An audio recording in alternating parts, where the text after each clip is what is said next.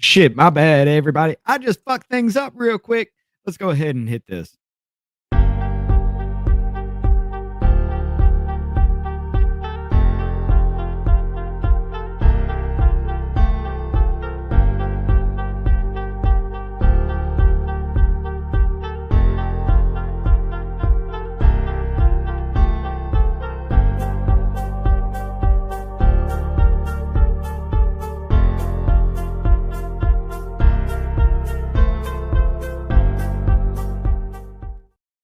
Welcome to the Off-Label Podcast, your twice weekly dose of sanity in an insane world. Bonus round today, ladies and gentlemen. This is going to be a long day for Off-Label. We will be back again at our normal time. We will be talking about normal situations, maybe about what we're just about to hear ourselves. But we're going to run through Tulsi Gabbard's confirmation hearing. And after hearing the Kash Patel one all day, I'm not holding back, ladies and gentlemen. It's time we speak out, and it's time we are heard on this situation in every way, shape, or form. Let's get started.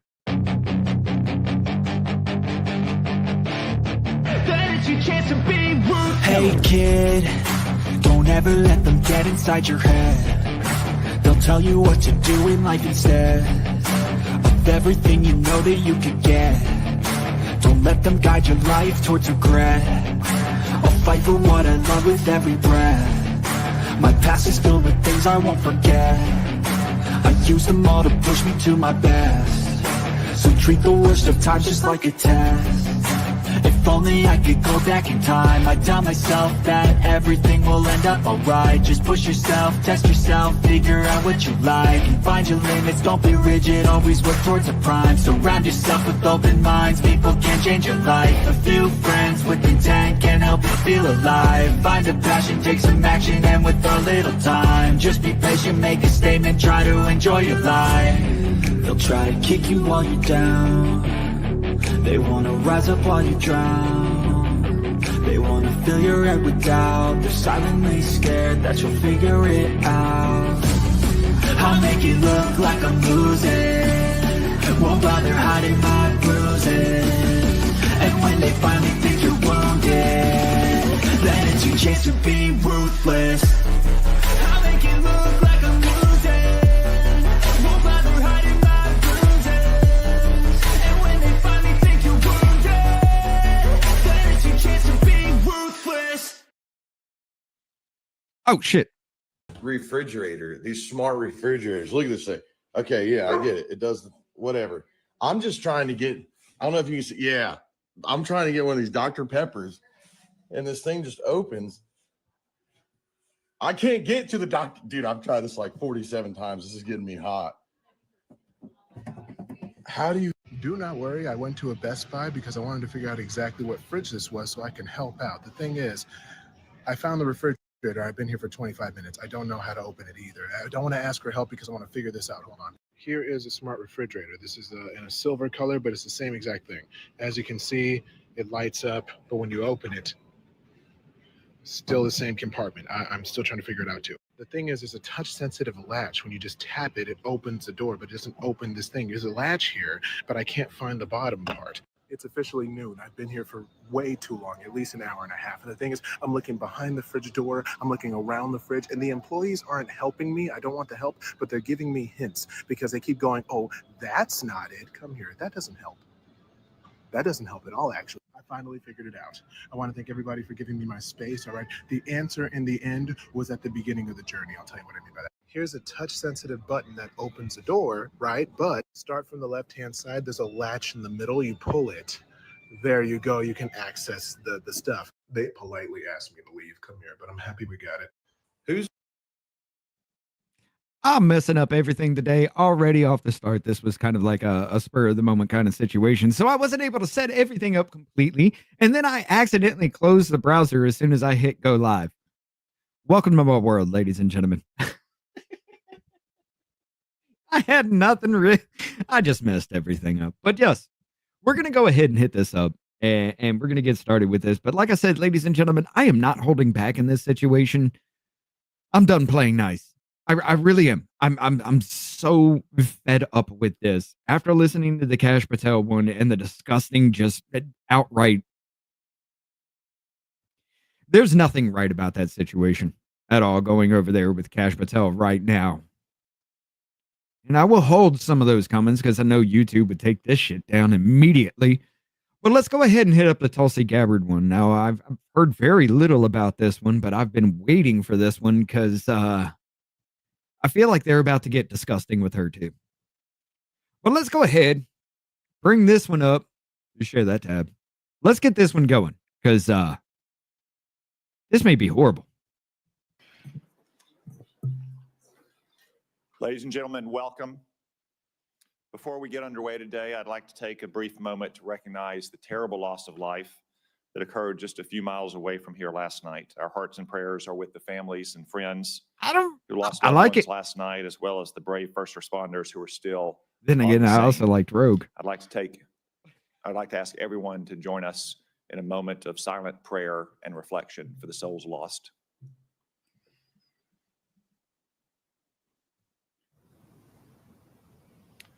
Thank you.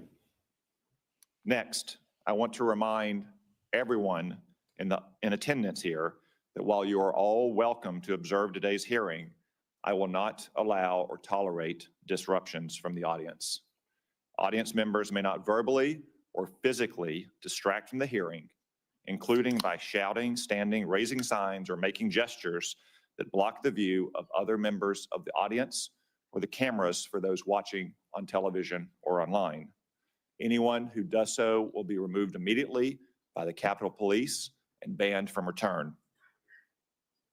Welcome everyone. How about you actually prosecute him on President Trump's nomination of Tulsi Gabbard? That would stop. To be the Director of National Intelligence. Ms. Gabbard, welcome to the Senate Intelligence Committee. I also want to welcome your family in attendance today, including your husband, Abraham, your mother, Carol, and your sister, friend Dobbin. I also want to acknowledge some very special friends of yours, Dakota Myers and Pat Payne, both Medal of Honor recipients. Gentlemen, on behalf of the grateful nation, I extend my deepest thanks to you and the heroes with whom you served.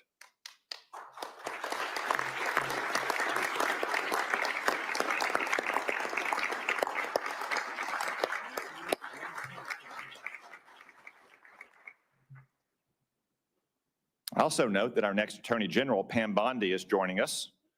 Apparently, she didn't have enough fun at her own confirmation hearing. Ms. Bondi, welcome and congratulations. And yeah, she was confirmed. Finally, Senator Joni Ernst and former Senator and Chairman of this committee, Richard Burr, will introduce Ms. Gabbard shortly. We look forward to your remarks. I think it's fair to say that Ms. Gabbard's nomination has generated a bit more interest and attention than do most nominees before this committee. But I want to stress that Ms. Gabbard has been and will be treated with the exact same respect, consideration, and professionalism that we extended to every nominee. So absolutely none at all? No better, no worse. That's how we treated CIA Director John Ratcliffe just 2 weeks ago, and how we have treated DNI nominees like Avril Haines and Dan Coates in the past. For instance, Ms. Gabbard has conducted dozens of office meetings with senators. She has completed the committee's standard questionnaire. She has answered 247 questions in writing. This is all in keeping with the committee's customs, precedents, and rules. Before I address the important work ahead at the DNI, please also let me make two observations. She's already some of the pissed. Accusations about Ms. Gabbard. First, I'm dismayed by the attacks on Ms. Gabbard's patriotism and her loyalty to our country. For instance, Hillary Clinton has smeared Ms. Gabbard, calling her an asset of a foreign nation. Let me remind everyone that Ms. Gabbard has served in our Army for more than 2 decades. Yes. She has multiple combat tours. Yes. And she still wears the uniform to this day. Yes. She has undergone 5 FBI background checks. Yes. I spent more than 2 hours last week reviewing the latest, putting eyes on more than 300 pages. It's clean as a whistle. It's fine that we have differences of opinions on policies and programs. I suspect some of my Republican colleagues might disagree with some of Mrs. Gabbard's votes in the House of Representatives. Just as I suspect that some of my Democratic colleagues might criticize Ms. Gabbard's statements and actions since she saw the light and left the Democratic Party. But I sincerely hope that no one today will impugn Ms. Gabbard's patriotism and integrity. Second, Bet they will. I can only laugh at some critics who say that Ms. Gabbard has unconventional views. No doubt she has some unconventional views, like her criticism of Barack Obama's regime change interventions in Egypt and Libya. Yeah. But guess what? I opposed the disastrous interventions in Egypt and Libya as well. Mubarak was a longtime American partner, and Egypt was a linchpin of our security system in the Middle East. Gaddafi had been scared straight after we toppled the Taliban and Saddam Hussein. He turned over his weapons of mass destruction and cooperated against terrorists.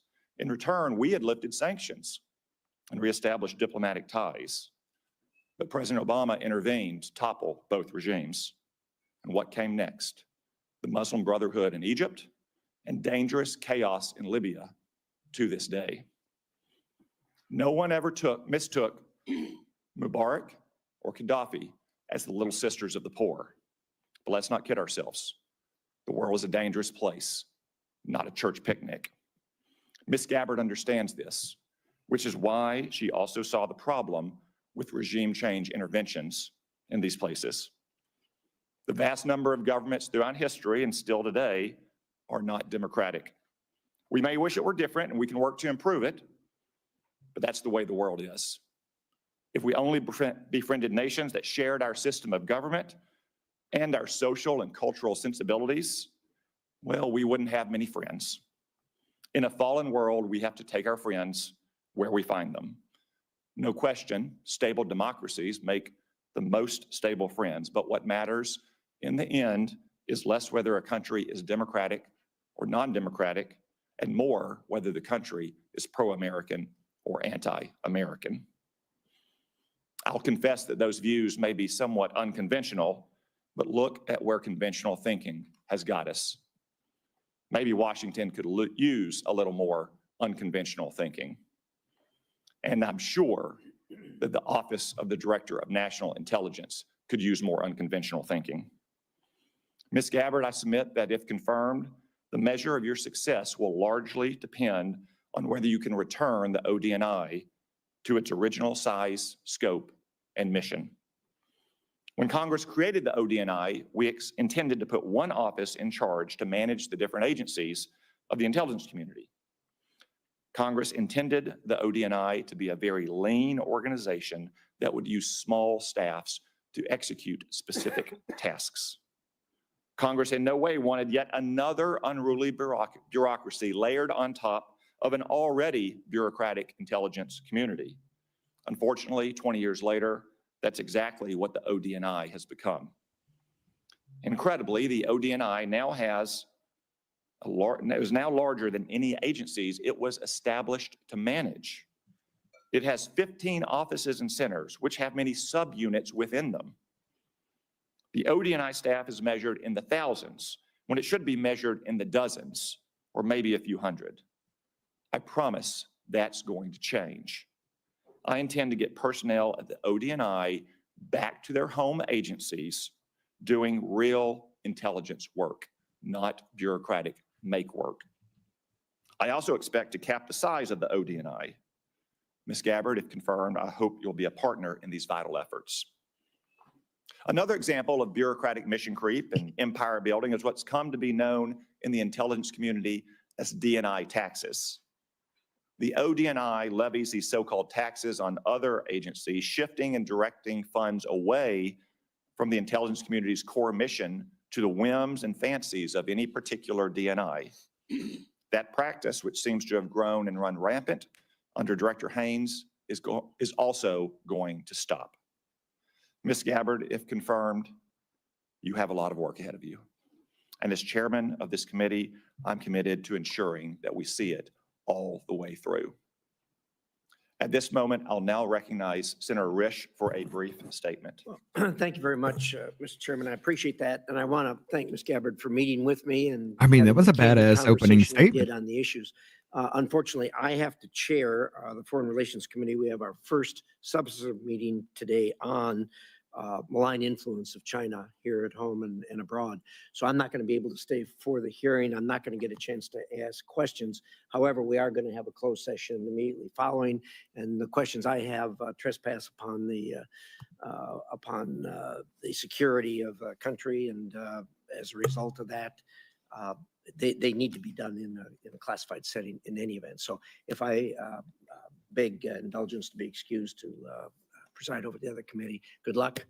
I know you'll do well. Thank you. You are excused.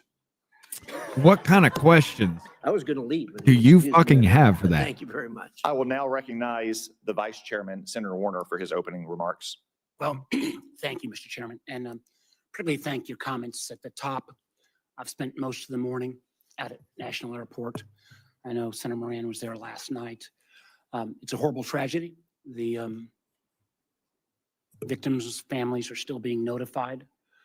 For those of us who live in this region, you know, it's I wonder who always was kinda on that plane. complicated. We've got Virginia, DC, Maryland. I don't know a host anything of about local it right now, jurisdictions. but Last night, when this tragedy took place, and I happened to be driving by National on the way home, maybe it is a we coincidence. saw all the but first responders rushing to the scene. People came from as far away as Baltimore, Fairfax County. We had DOD and federal officials there. And these first responders, as always, ran towards the tragedy. There'll be a time to figure out what happened and how we rectify it. But today, our thoughts and prayers ought to be with the families, and again, thanking our first responders. Ms. Gabbard, welcome. And congratulations on your nomination to be the next Director of National Intelligence. I'd like to begin by thanking you, literally, for your decades of public service, both in uniform and as a member of Congress from Hawaii. I applaud your continuing commitment to serve should you be confirmed. Now, the President has nominated you to be Director of National Intelligence. Most folks probably don't understand the importance of this position. If confirmed, you would lead 18 agencies of the IC. You'll also serve as the principal advisor to the President, the National Security Council, and the Homeland Security Council for all intelligence matters related to national security. And in this role, you'll be responsible for over $100 billion between the National Intelligence Program and the Military Intelligence Program, or the NIP and the MIP as we call them here. It's a position of great importance and significance to our national security, created after one of our worst national security failures, 9/11. For that reason, when Congress established this position, thanks in large part to our colleague and our friend Susan Collins, it mandated in law that any individual nominated for this position must have, and I quote, extensive national security expertise. Now, I appreciated you taking the time to meet with me, and as I noted in that office, both before and after, I continue to have significant concerns about your judgment and your qualifications to meet the standards set by law. First, as I noted previously, the DNI was created in part to make sure we had appropriate intelligence sharing, which prior to 9/11, obviously we haven't. But the mission also is to not only share information between the IC, but also with our allies. There's no legal requirement that our allies share intelligence with us. It's all predicated on trust. Trust that our allies will protect each other's secrets. It appears to me you have repeatedly excused our adversaries' worst actions. I'm sorry, what? Instead, often blame them on the United States and those very allies. For example, You blamed NATO for Russia's 2022 invasion of Ukraine. You rejected the conclusion. Blamed NATO for Russia. Ha. Sir, let's go back into 2014 and what happened with that, and even back to the fall of the Soviet Union, where the Western forces said they wouldn't push not another inch eastward. Was it done in writing and everything? No, but it was a verbal fucking contract that is actually on goddamn record. And what have they done? Oh yeah, these countries they have every right to ask and try to get into NATO. You are 100% correct, but NATO has every right to say no, because just like Ukraine mean borderland, we weren't supposed to move anywhere further fucking eastward. Yet what did we do? Time and time and time again. Russia was trying to be part of NATO in the first damn place. Bill Clinton said, yeah, we can make it happen, and then fucked him in the ass and said, no, sorry, buddy, you're out. Let's not play games, America. This is our fucking fault. Every bit of it.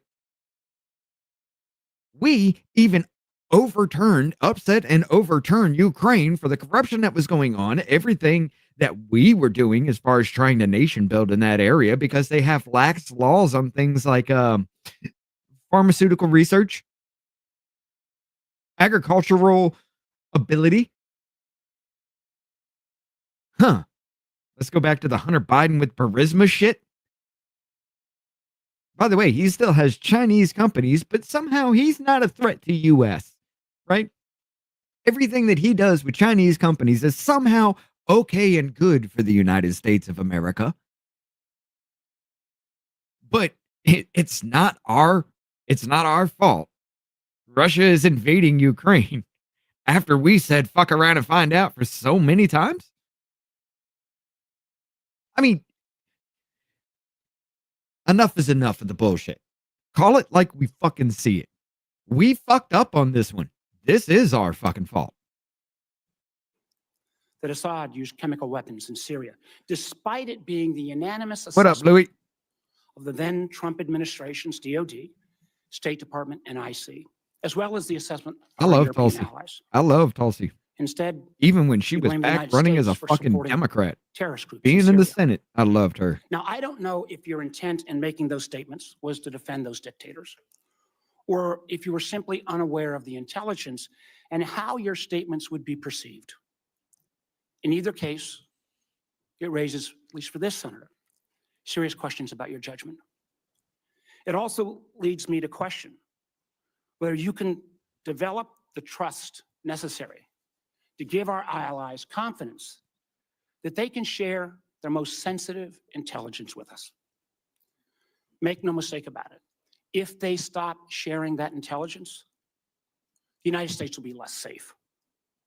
We've seen this as recently as this past year, where because of those strong So her being intelligence sharing open and between honest with the people is a the United problem? States and Austria, countless lives were saved by disrupting a terrorist attack that was going to take place at the Taylor Swift concert. This in is Vienna. where he's going with it. Second, you have been publicly outspoken in your praise and defense of Edward Snowden, someone who betrayed the trust of our nation and jeopardized the security of our country. The truth is, the vast majority of the information he stole and leaked before running off to China and Russia, might I add, had nothing to do with Americans' privacy and compromised our most important sources and methods. In many ways, Sources and methods on spying on the American I fucking believe that people, you Edward stupid piece of Snowden's shit. action put our men and women in uniform in places like Iraq and Afghanistan at risk. You have celebrated Snowden as a, quote, brave whistleblower, and actually put forward legislation asking for his pardon. A motherfucking whistleblower that actually showed you how and why the fucking federal government was spying on American goddamn citizens, telling you the straight up truth, doing his patriotic duty to make sure that an American fucking citizen knows that your government is doing something highly fucking illegal and 100% against the Constitution of the United States. Fucking Amendment 4, illegal search and seizure. The spying on everything you're doing is not searching you illegally? Are you kidding me? Every intelligent person that knows anything about that story, American or not, would back Snowden in that situation. And you're going to sit there and tell me that saying, hey, that dude did great fucking work letting us know that the federal government was spying on us? Yeah, yeah. Because you said that, you're a threat to the U.S. And you shouldn't hold office. That's what that motherfucker just said. Furthermore, when given the opportunity to clarify your position in pre-hearing questions, you declined. And instead you expressed, and again, I quote, "The DNI has no role in determining whether or not Edward Snowden is a lawful whistleblower." Wait, that is troubling to me in so many ways. Not only do you think that someone who divulged secrets and then ran off to Russia, You don't think the federal should be government has levied celebrated as war against brave, you yet? but you don't seem I to question your understand the intelligence. DNI's role in determining whistleblower determinations. In fact, the DNI has a significant role in transmitting lawful whistleblower complaints to this committee. They're all laid out right here in the statute. And I would have serious concerns about confirming someone who cannot distinguish between complaints that are made lawfully and those that are made not. In the statute, it says the job of the DNI is to protect intelligence sources and methods from unauthorized disclosure. That's a quote. I guess I'm asking, what message would it send to have a DNI who would celebrate the work of a member of the IC or a contractor that would, on their own mission, to decide what's appropriate to leak? I don't understand that. Third, until recently, you had a clear and consistent record of opposing FISA 702. I know members Yes. on this committee Motherfucker, over already 700,000 understand how illegal important this is. uses For of it folks to who don't, spy on American citizens. this law is critical to our national security. Literally 60% on average of what goes into the president's daily brief, what President Trump will read each day in assessing what's going on She's in the world, relaxed a lot on it because comes she's seen what the federal from this government important does, and she understands piece of that law you need that that allows us now more than ever. to seek out those foreigners abroad for coverage. And it's helped prevent terrorist attacks. It helps us prevent foreign cyber attacks. It helps us on a topic that a lot of folks are looking at, fentanyl trafficking.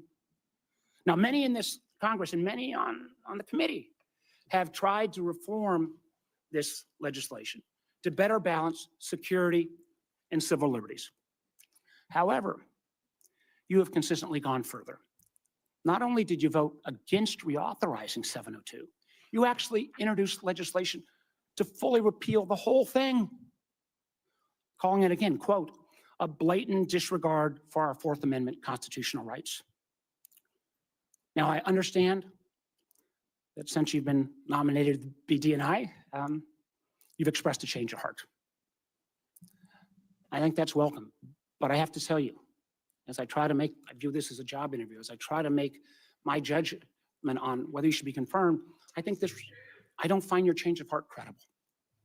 Because I don't find your American citizenship to be credible. When you just sit there and literally said that Edward Snowden is a threat to the United States of America because he told the people, hey, your government's spying on you, and here's how. And that's a threat to national security, what he told us.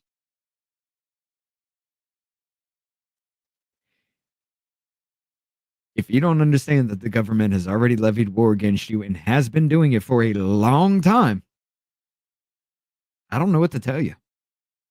the world today is more complex and more dangerous than ever before. And we need serious people with sufficient experience to be able to navigate that complexity. I hope you use this opportunity to address my concerns and all of the members of this committee. I appreciate again your service, and I'm looking forward to a thorough discussion. Thank you, Mr. Chairman. Thank you, Mr. Vice Chairman. We welcome back Senator Richard Burr, the former chairman of this committee who has emerged from retirement to introduce Ms. Gabbard. Yet still in retirement, he still seems unable to find a pair of socks. Nonetheless, we say thank you and welcome you back. Senator Burr. Some things are very predictable, Mr. Chairman. Chairman Cotton, Vice Chairman Warner, members of this distinguished committee, I want to thank you for allowing me to join you today to provide my thoughts and support on behalf of Tulsi Gabbard's nomination to be Director of National Intelligence. This is my first visit back to the Senate in slightly over 2 years.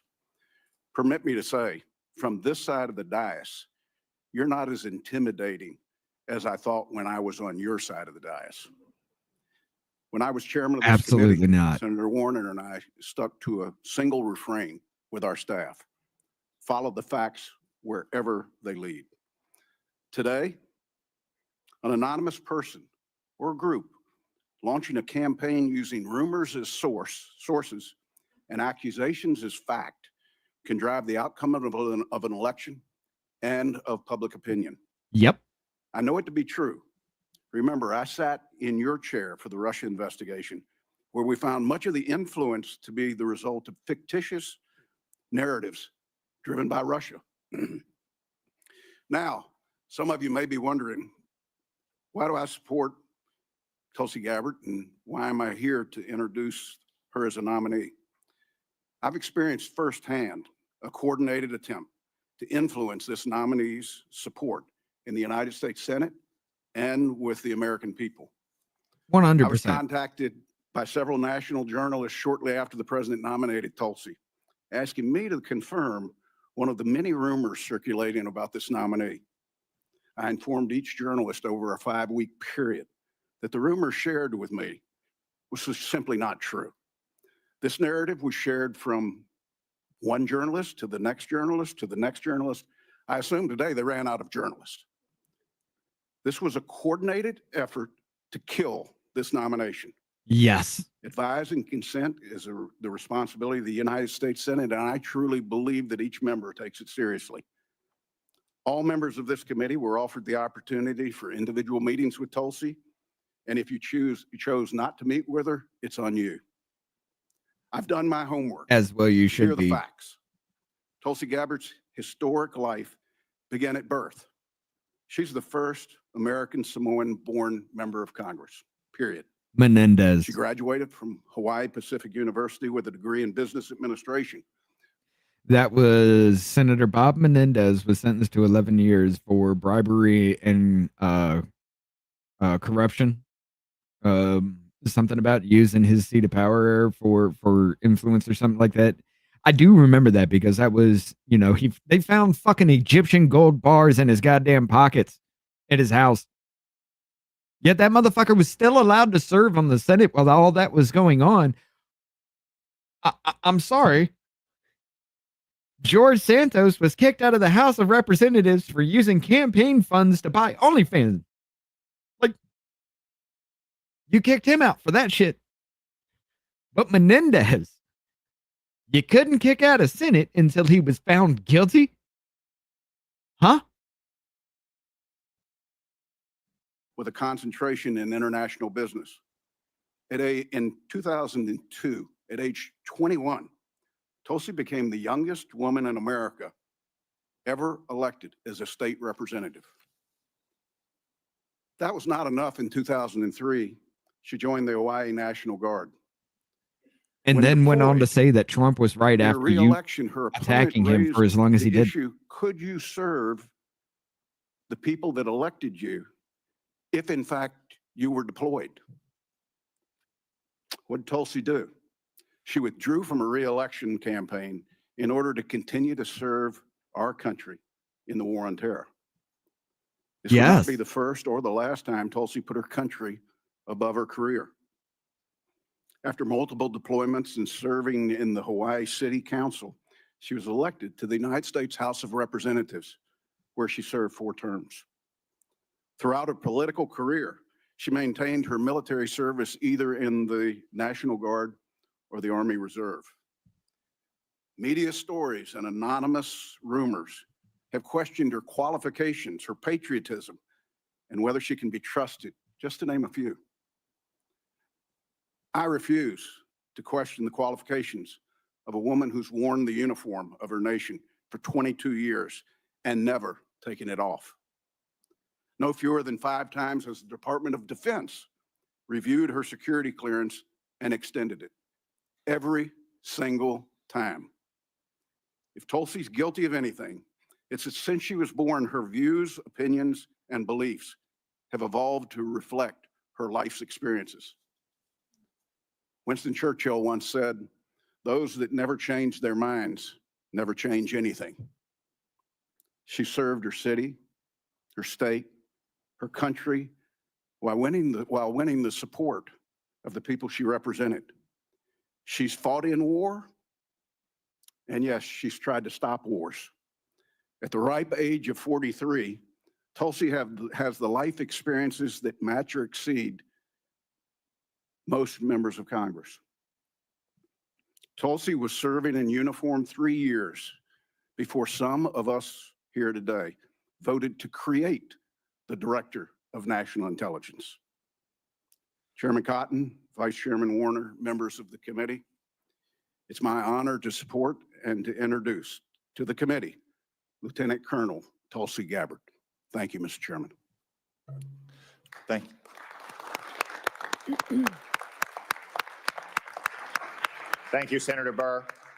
Now our colleague, Senator Joni Ernst of Iowa, has taken a few minutes out of her very busy schedule to be here to introduce Ms. Gabbard as well. Senator Ernst. Thank you, Chairman Cotton and Ranking Member Warner. And good morning to my distinguished colleagues. I also do want to take a moment this morning to recognize the lives that were lost in the collision near DCA last night. It is a truly heartbreaking tragedy. My prayers are with the victims' families and their loved ones. So thank you. Duty, honor, service. These are not just words. They are principles that have guided Lieutenant Colonel Gabbard.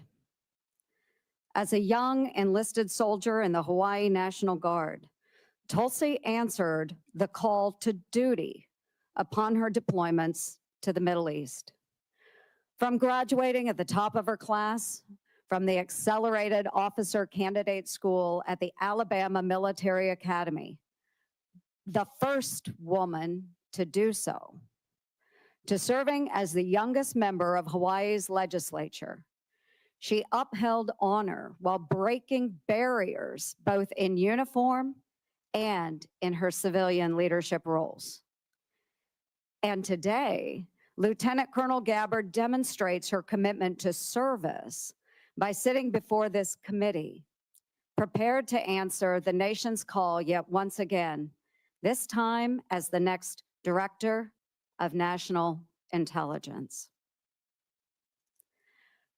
Tulsi and I share similar backgrounds, both to our nation and to our communities. When the vote is needed, yes. We've worn the same uniforms, serving in the Army National Guard and Army Reserves, leading battalions and deploying to Iraq and Kuwait.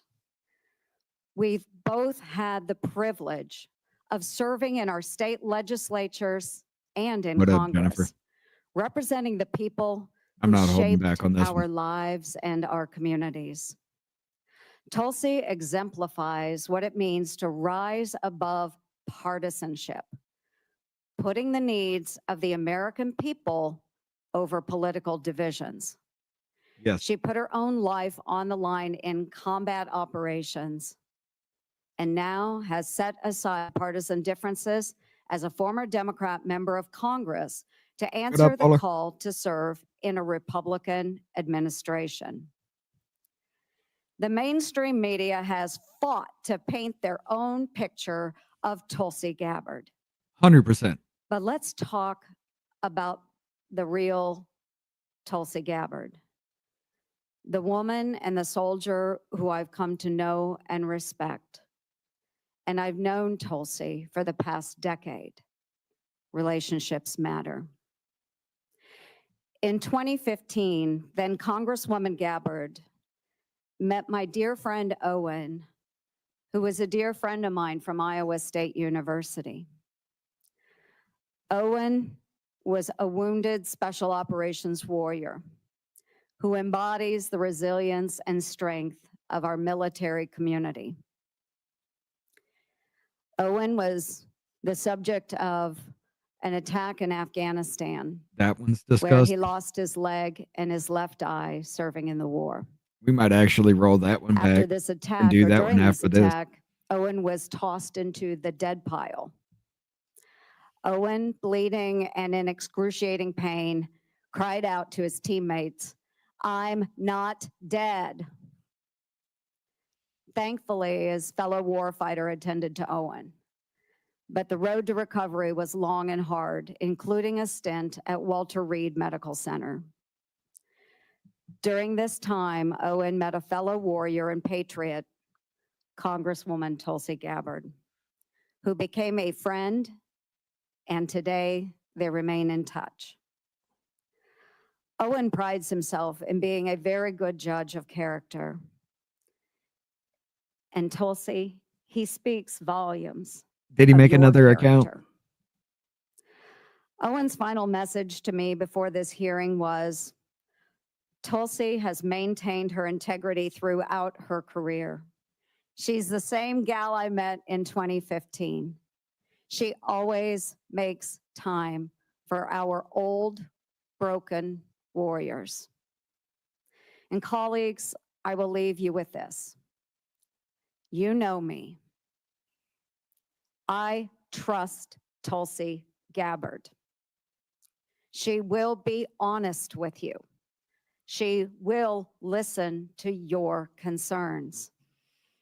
She will be receptive to your feedback. And rest assured, Lieutenant Colonel Gabbard loves this country, a fact proven by her willingness to put her life on the line to defend it. For over 20 years, she has put on the uniform and checked her political views at the door with one mission in mind: to protect and defend our great United States of America. Then go find it, you Tulsi, goddamn self, and get the fuck up out of here. Duty, honor, and service. Don't you ever have fucking marked tell me your what to life. do with my shit, bitch. Thank you for You your got no fucking extraordinary right. dedication to our nation, for embodying the values that make our military the best in the world, and for stepping up to serve yet once again as President Trump's Director of National Intelligence. It's not a game you want to try with me. Relationships matter. I urge my colleagues to support this nomination. My best wishes to you, Tulsi, and to your family. God bless our country. Thank you, Mr. Chair. Thank you, Senator Ernst. I know that Senator Ernst has a busy schedule to include a hearing for Dan Driscoll, the Secretary of Army nominee at the Armed Services Committee. I'm sure Senator Burr has to go on a fishing trip or something. So we will excuse both senators from the witness table.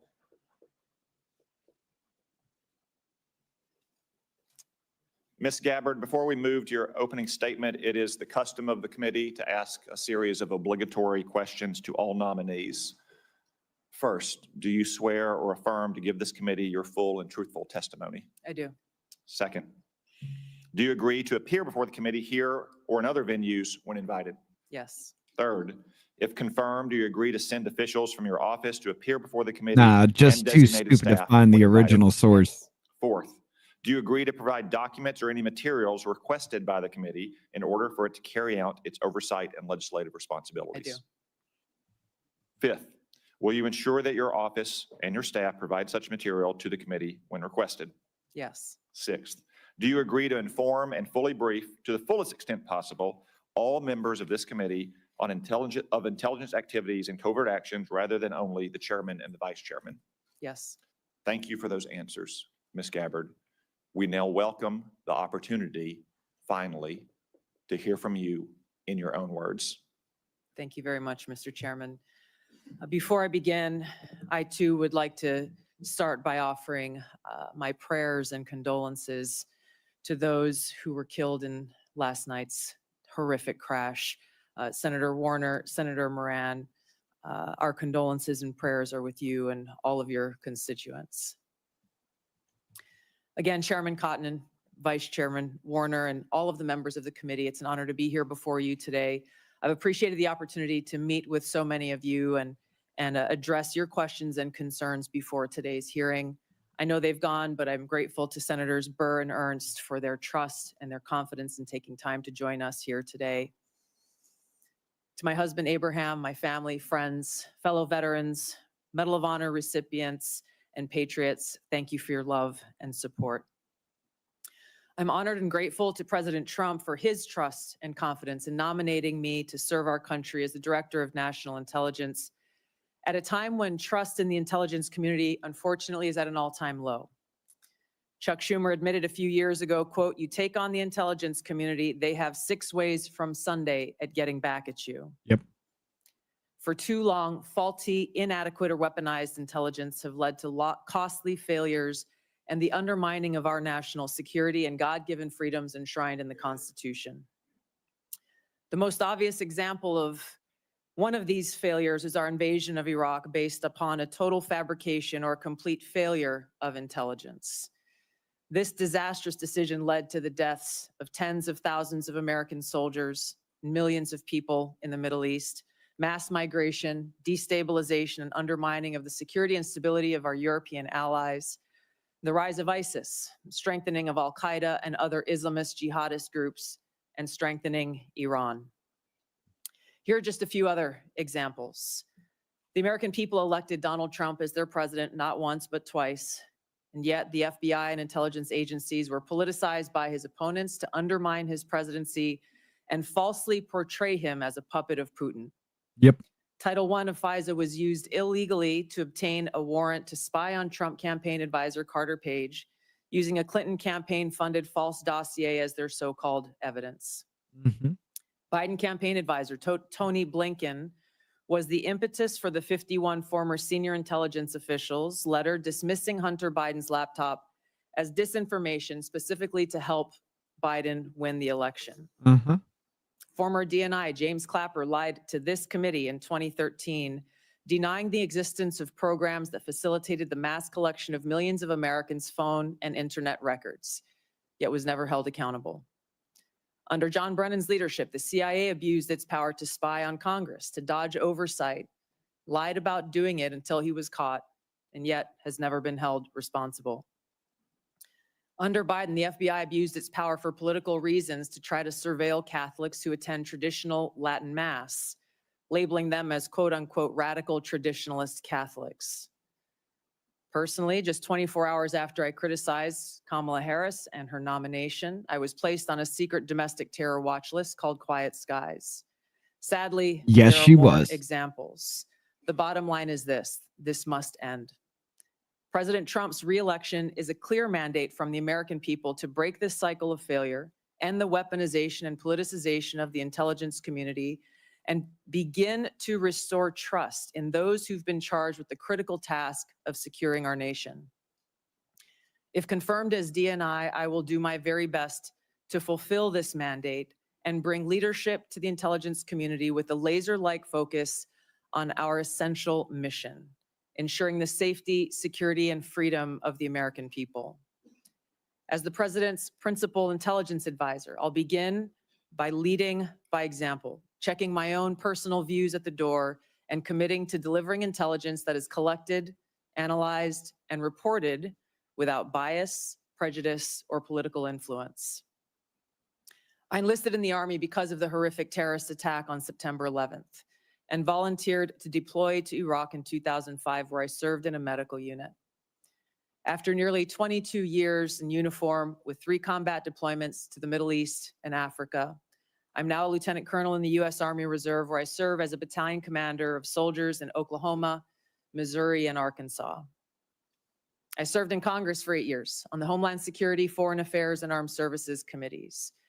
And it's my experience in the military and in the halls of Congress that have given me a deep understanding of the complex challenges that our nation faces, in both roles engaging with world leaders, in both roles being privy to highly classified intelligence. So I know firsthand how essential accurate, unbiased, and timely intelligence is to the president, to Congress, 100%. and to our warfighters. I also know the heavy cost of intelligence failures and abuses. Senator Collins, you led the creation of ODNI specifically to address those intelligence failures of 9/11 and Iraq's so-called WMDs. The need for the ODNI under strong leadership still exists today. If confirmed, I'll bring my experience and fresh eyes to leading the intelligence community. And my day one priorities will be to assess the global threat environment, identify where gaps in our intelligence exist, integrate intelligence elements, increase Bro information drained sharing, life, and not ensure that made people tell the unbiased, truth. apolitical, objective collection and analysis to support the president and policymakers' decision-making occur. I'll work to end the politicization of the intelligence community and ensure there is a clear mission focus in the IC on its core mission of this unbiased, apolitical collection and analysis of intelligence to secure our nation. I'll work to rebuild Not even trust being through military. She told transparency me and to pick up a accountability. gun. My ass would be This right is a there beside national her. security imperative. And I'll work to assess and address efficiencies, redundancies, and effectiveness across ODNI to ensure focus of personnel and resources is on our core mission of national security.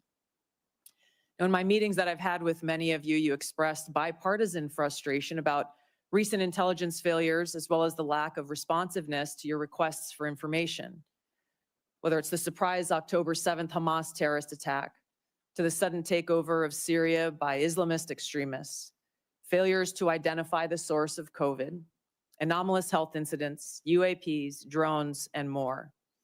If confirmed, I look forward to working with you to address these issues. Ever since she was senator, Ensuring I the paid safety, attention. security, and freedom of the American people is a mandate of leadership that rises above partisan politics. If confirmed, my commitment to the president, to you, and to the American people is this: I will do my very best to find the truth, no matter where it leads, and share that truth with President Trump, his advisors, and you in Congress, providing you with that unbiased, timely, and accurate intelligence as you make the tough decisions that'll impact the safety, security, and freedom of the American people. Now, before I close, I want to warn the American people who are watching at home. You may hear lies and smears in this hearing that'll challenge my loyalty to and my love for our country.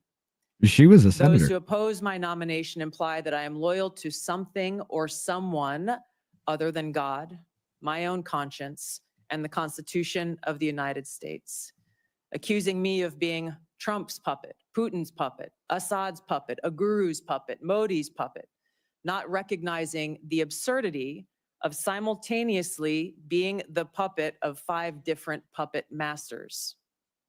The same tactic was used against President Trump and failed. Whoa. The American people elected President Trump with a decisive victory and mandate for change. The fact is, what truly unsettles my political opponents is I refuse she was to senator. be their puppet. I have no love for Assad or Gaddafi or any dictator. I just hate Al-Qaeda. I hate that we have leaders who cozy up to Islamist extremists, minimizing them to so-called rebels. As Jake Sullivan said to Hillary Clinton, quote, Al-Qaeda is on our side in Syria. Well, Syria is now controlled by an Al-Qaeda offshoot, HTS, led by an Islamist jihadist who danced in the streets on 9/11 and who was responsible for the killing of many American service members. Democrat senators in the past did her resorted job. to anti-Christian bigotry against some of President Trump's judicial nominees like Amy Coney Barrett and Brian Boucher. I condemn those actions as a Democrat in Congress at the time, as religious bigotry must be thoroughly condemned by all of us, no matter the religion. Unfortunately, there are some Democrat senators who still don't understand the principle of freedom of religion and Article 6 of the Constitution. Quote, no religious test shall ever be required as a qualification to any office or public trust under the United States. Unfortunately, they're once again using the religious bigotry card, but this time trying to foment religious bigotry against Hindus and Hinduism. If anyone is sincerely That's been interested the most in knowing disgusting more attack, about my Brand. own personal spiritual path of Hinduism, Grande I welcome you Artista. to go to my account on X, where I'll share more on this topic. If confirmed as Director of National Intelligence, I will continue to live by the oath that I have sworn at least 8 times in my life, both in uniform and as a member of Congress. I will support and defend our God-given freedoms enshrined in the Constitution of the United States against all enemies, foreign and domestic, and I will bear true faith and allegiance to the same. Thank you very much for your time. I look forward to your questions. Thank you, Ms. Gabbard. A few reminders before we begin our 5-minute round of questioning. First, a reminder to the audience, once again, I will not tolerate disruptions or disturbances, either in favor Prosecute 'em. of or in opposition to Ms. Gabbard. We all It'll came stop to when you hear start from prosecuting Ms. these. Gabbard, not from you. These little shit stains in here that do that. 2 reminders to my We've colleagues. seen We'll way have a too much. 5-minute round of questions. Not 5.5, not 6, 5-minute round. We will also have a closed session after this hearing in which you'll have another 5-minute opportunity to ask questions. Second, if any question, as Senator Risch alluded to, begins to approach the line of classified material, my crack staff will advise me and I will ask you to hold the question until we get to a closed setting. Mr. Chairman, could I just inquire?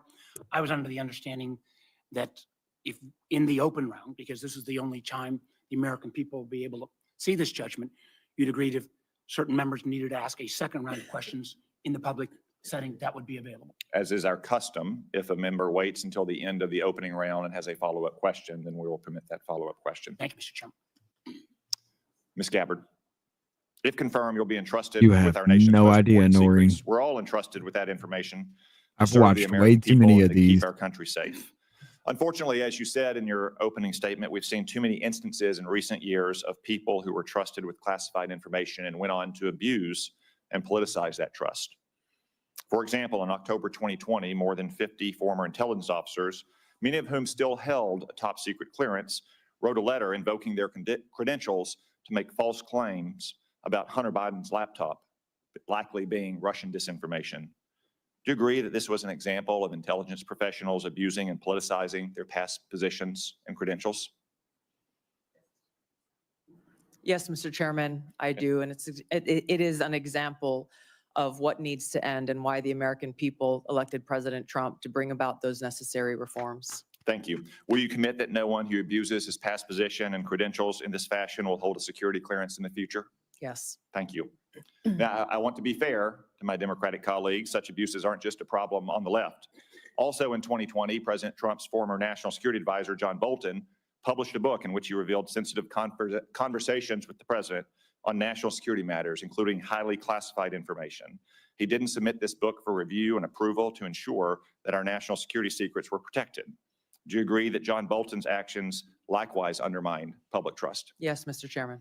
Will you commit that no one who so abuses his past position and risks the exposure of classified information by publishing a book without submitting it for review and getting approval before publication will hold a security clearance again or be trusted with classified information again? Yes. Thank you. Let's move on to the topic of ODNI reform that I mentioned in my opening statement. It's a Congress Ghost originally Riders. envisioned the ODNI to be a small coordinating agency that directs rather than replicates the now 18 constituent agencies that make up our intelligence community. Over the years, however, the ODNI has strayed from this vision to an organization that now publicly boasts nearly 2,000 people, more than half of whom are not detailed from an intelligence agency, but rather are career ODNI bureaucrats. They've even developed centers that are producing their own analysis. Will you commit today to working with this committee to restoring the ODNI to its original size, scope, and function? Yes, Senator, I look forward to working with you and the committee as I, if confirmed, assess the current status of who is working in the ODNI and the function that they fulfill to make sure of its effectiveness and elimination of redundancies and bloating. Thank you. Do you support some of the policy proposals I mentioned in my opening statement about capping the size of the ODNI, eliminating ODNI taxes, returning employees back to their home agencies to do real intelligence work? Yes, Senator, I look forward to working with you as we assess where the ODNI needs to be in order to fulfill its core mission and function. Thank you. And in your preparation for this hearing and this important responsibility, have you developed any thoughts that explains the mission creep and the empire building that we've seen at the ODNI in recent years? Yes, Senator, I've had the opportunity to review the history of the ODNI, to speak to Ambassador Negroponte, the first Director of National Intelligence, as well as others who have served in this position. I think there are a number of contributing factors to the creation of centers, or not centers, but offices like the recently eliminated Office of DEI within ODNI, and other areas where I need to go in and assess the replication and the duplication of responsibilities that exist elsewhere and some of the other intelligence elements that ODNI has oversight over. Thank you. Colleagues, I will lead by example and yield back 1 minute of my time and recognize the Vice Chair. And he's Thank you, going to Mr. use Chairman. that That 1 is minute. First. Ms. Gabbard, let me be clear, at least in my views. I salute your service to our country. But I have serious doubts about your judgment. And those are some of the areas that I want to pursue. Yeah, it goes higher than Obama. First, They want until you're global control. nominated by the president to be the DNI, They want you global control consistently by praise force. the actions of Edward Snowden. Some who, I believe, jeopardized the security of our nation, and then, in an effort to flaunt that, fled to Russia. You even called Edward Snowden, and I quote here, a brave whistleblower.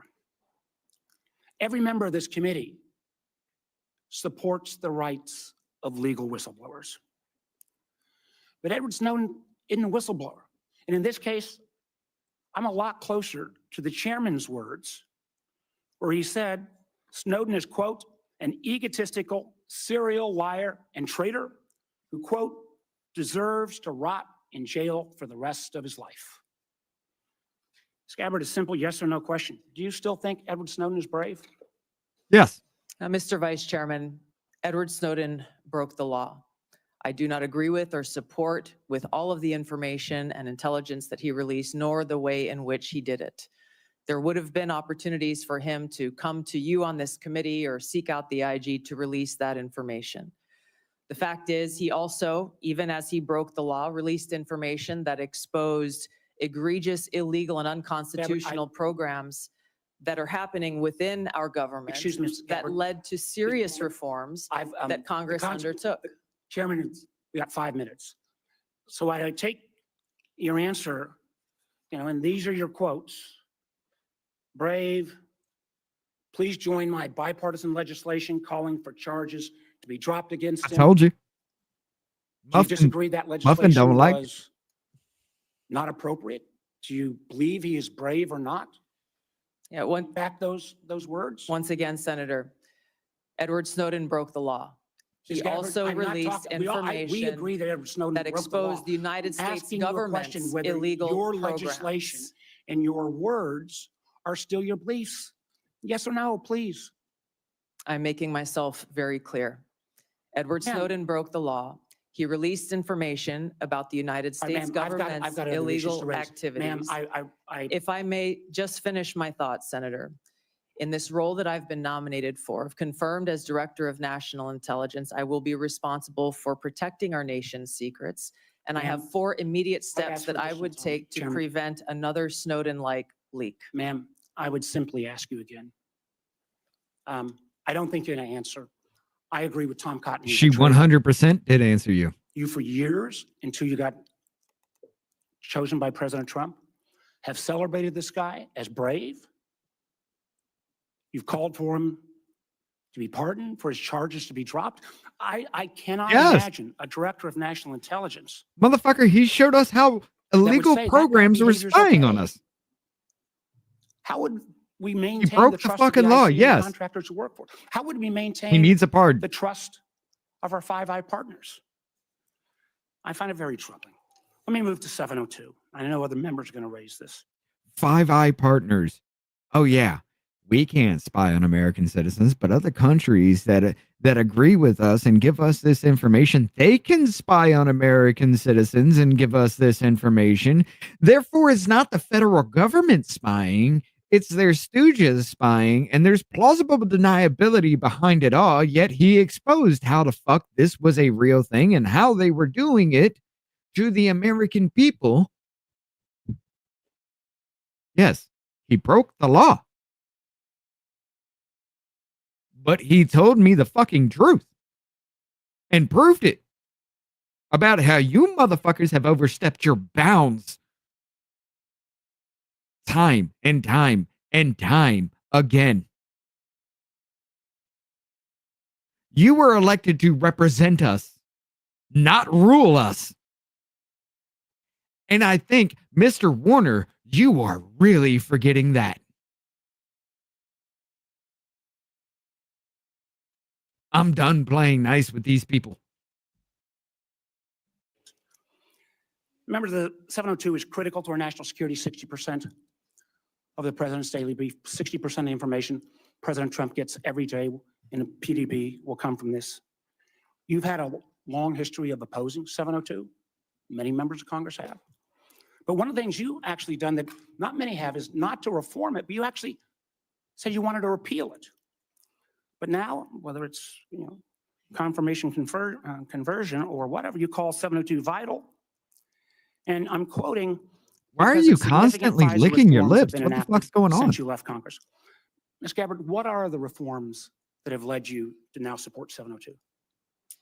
In the short time that I have, Senator, I will just note that my actions in legislation in Congress were done to draw attention to the egregious civil liberties violations that were occurring at that time. Ms. Gabbard, Ms. Gabbard, I ask you a question. Please give me the courtesy of responding. You said the reforms now make you support it. What can you cite? Which reforms? There are a number of reforms to include getting rid in the new law, that, right? that all of you and your Gabbard, Ms. wisdom. Gabbard, my time is getting short, but I got to just tell you, after the reforms were passed into law in April of 24, you went on Joe Rogan's podcast in May. The bill is now law. And you said, quote, this bill took an already bad problem and made it many, many times worse. Again, in my mind, this is a question of judgment. 702 is critical. I appreciate this late conversion, but I'm not sure I buy it because you've had such a consistent position. Again, I know my colleague's going to raise these, but rather than standing up to dictators like Putin and Assad, you've sometimes amplified his talking points. I mean, I just do not understand how you can blame NATO for Putin's brutal invasion of Ukraine. And when Assad used chemical weapons against his own people, you didn't condemn him, and I can go through all the quotes.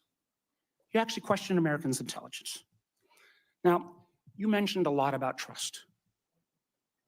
And one of the things that I'm so proud on this committee is, my friend Senator Burr said, we always follow the truth. I say on this committee, it's the most valuable work I do in this, and we have a bipartisan approach to intelligence. I think we have worked to try to keep the intelligence community and earn their trust, and frankly, earn the trust of the American people. But I respectfully, ma'am, I just don't believe on your judgment and credibility issues that this is the appropriate role that you should take going forward. Thank you, Mr. Chairman. Senator Collins. I've been Thank you, shut up in Mr. too many Chairman. times in chat. Ms. Gabbard, Edward Snowden does stand out as having done particularly grave harm to our national security by revealing top secret information, including sensitive sources and methods, thus jeopardizing agents in the field. So let me ask you a question.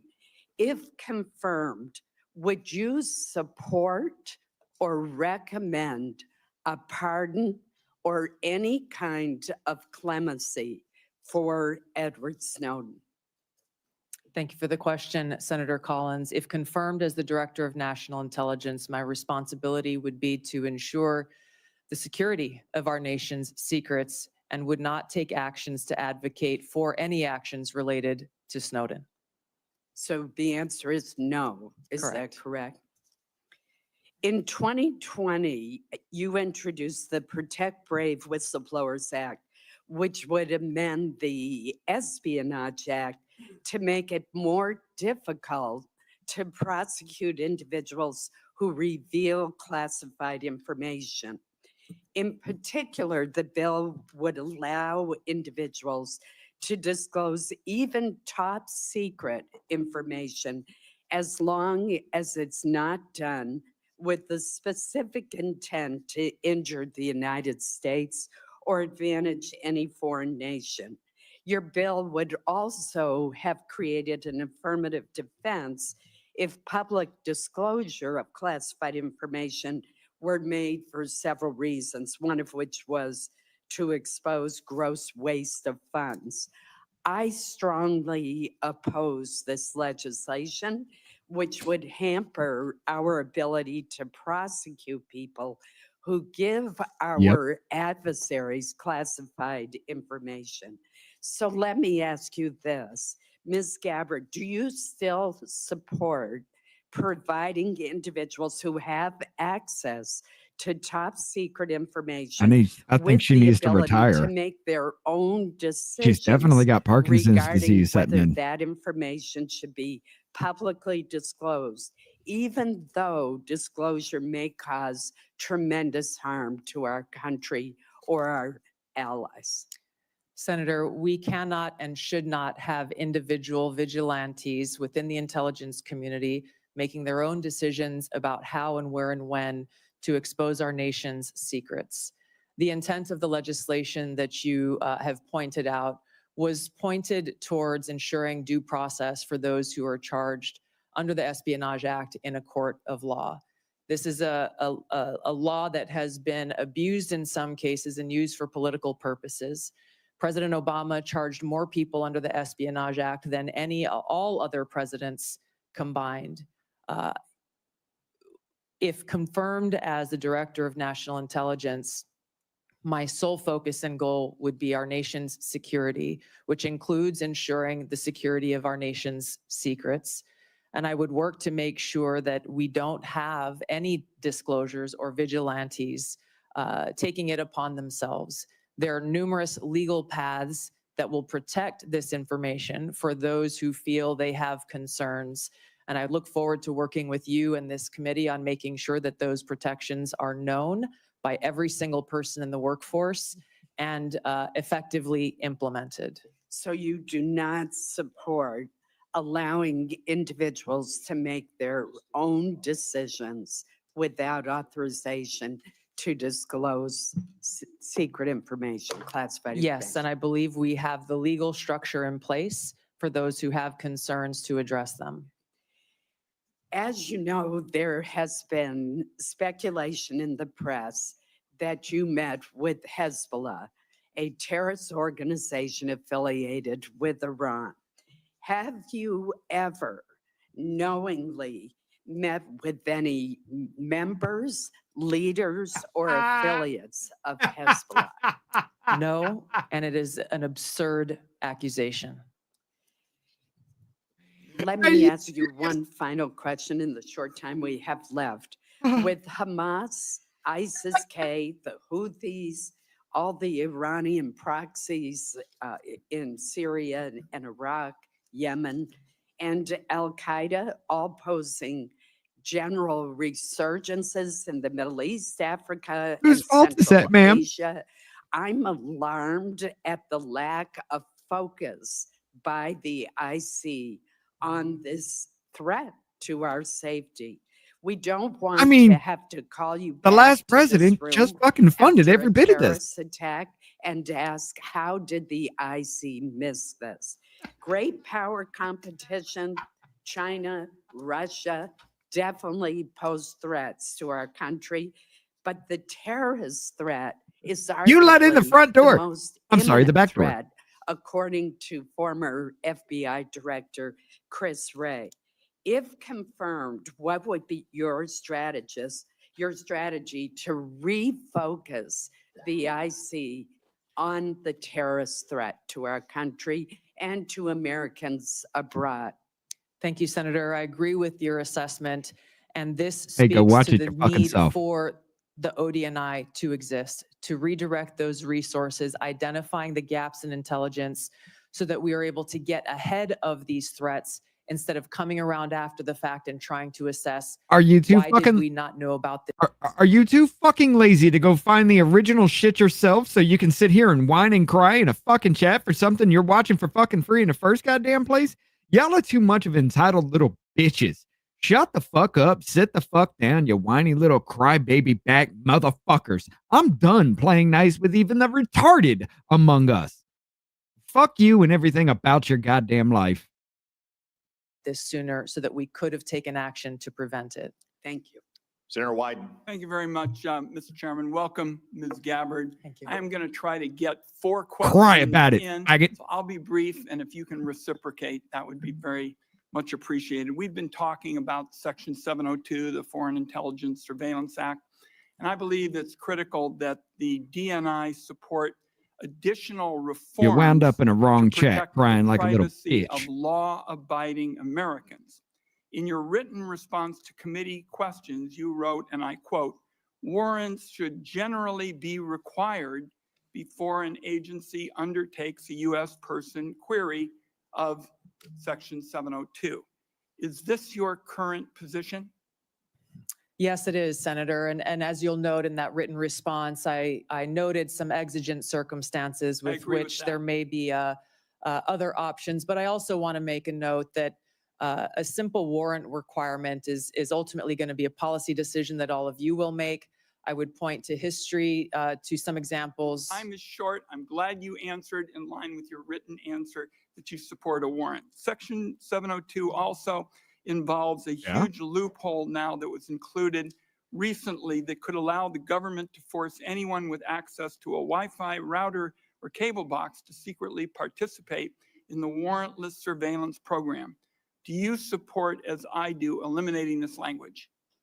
Senator, I would have to look more into that and assess, if confirmed, what the impacts of the implementation of the existing safeguards are and come back to you in Congress as you look at reauthorization. It is a massive loophole, and I hope to hear after you've looked at it that you'll be supportive of my efforts. Let me turn now to the question of the Inspector General situation. Can the President of the United States refuse to fund the Inspector General for the intelligence community despite appropriations from Congress? And here I'd like a yes or no. Senator, I don't know about the legal authorities, but I understand the essential role that the inspectors general play. And if confirmed, look forward to empowering our Inspector General to fulfill their responsibility. Good, because Congress either has the power of the purse or it doesn't.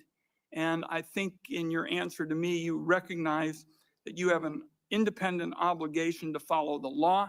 I think that's a constructive answer. Let me turn now to the matter of spying on journalists. You wrote in your response to the committee questions that you support the Biden Hey, his questions have been fair so far. Policy restricting the collection of reporters' records, and you called for the codification of those restrictions. Will you reconfirm that position this morning? I believe strongly in the First Amendment, which protects a free press. So you will, in effect, say that you will continue to support the Biden administration policy to protect journalists? I'm not familiar with the specific Biden administration policy, but I believe strongly in the defense of the First Amendment. It is a policy that restricts the collection of reporters' records, and you have called for the codification of those records. So I am going to accept that you're not changing your position, and I appreciate it. I've got time, I think, for one more question. While you were in Congress, you introduced legislation prohibiting the government from mandating that Americans' phones or apps include mechanisms to allow the government to bypass encryption or other privacy technology. In your written responses to the committee questions, you reconfirmed your opposition to these mandates. Is that still your position? Yes, these back doors lead down a dangerous path that can undermine Americans' Fourth Amendment rights and civil liberties. You are being very helpful by moving so quickly. Let me turn to whistleblowers. You wrote in your response that whistleblowers must have clear protected channels to report concerns, including the unauthorized transmittal of classified information to appropriate entities such as members of Congress. Do you agree that IC whistleblowers Yep. must have a clear path to this committee and that they don't need permission from agencies to talk to us? That's a yes or no. Not going to play nice Senator, with the stupid ass answer people. is clearly yes. I would like to state a few other actions I would take if confirmed as Director of National Intelligence is number one, make sure that we don't have illegal and unconstitutional programs within the intelligence community, making sure that we enact security clearance reform to limit access to our nation's top secrets, make sure that every single person in the workforce understands their rights as whistleblowers and the legal channels to I mean, take, they which had would include RFK coming headlines done directly before to he you even as stepped members of inside that Congress, room. as well as establishing a direct hotline to myself, should they choose to take that path. One last question, if I might. Would you support the declassification of the committee's full report on the CIA's torture program? Senator, I believe in transparency. I have not seen this and so cannot make an honest assessment for that answer. Thank you, Mr. Chairman. Senator Cornyn. Welcome, Ms. Gabbard. Congratulations and thank you for your service to our nation. I hope you will take to heart the chairman's comments about the exploding bureaucracy, not only in the government generally, but in the office of the Director of National Intelligence. This is a critical role to be played, but unfortunately that role is not made easier or more effective by such a large, unwieldy bureaucracy. Do you believe that the President of the United States should get all of the lawfully collected intelligence that's available in order to inform his judgments as Commander-in-Chief?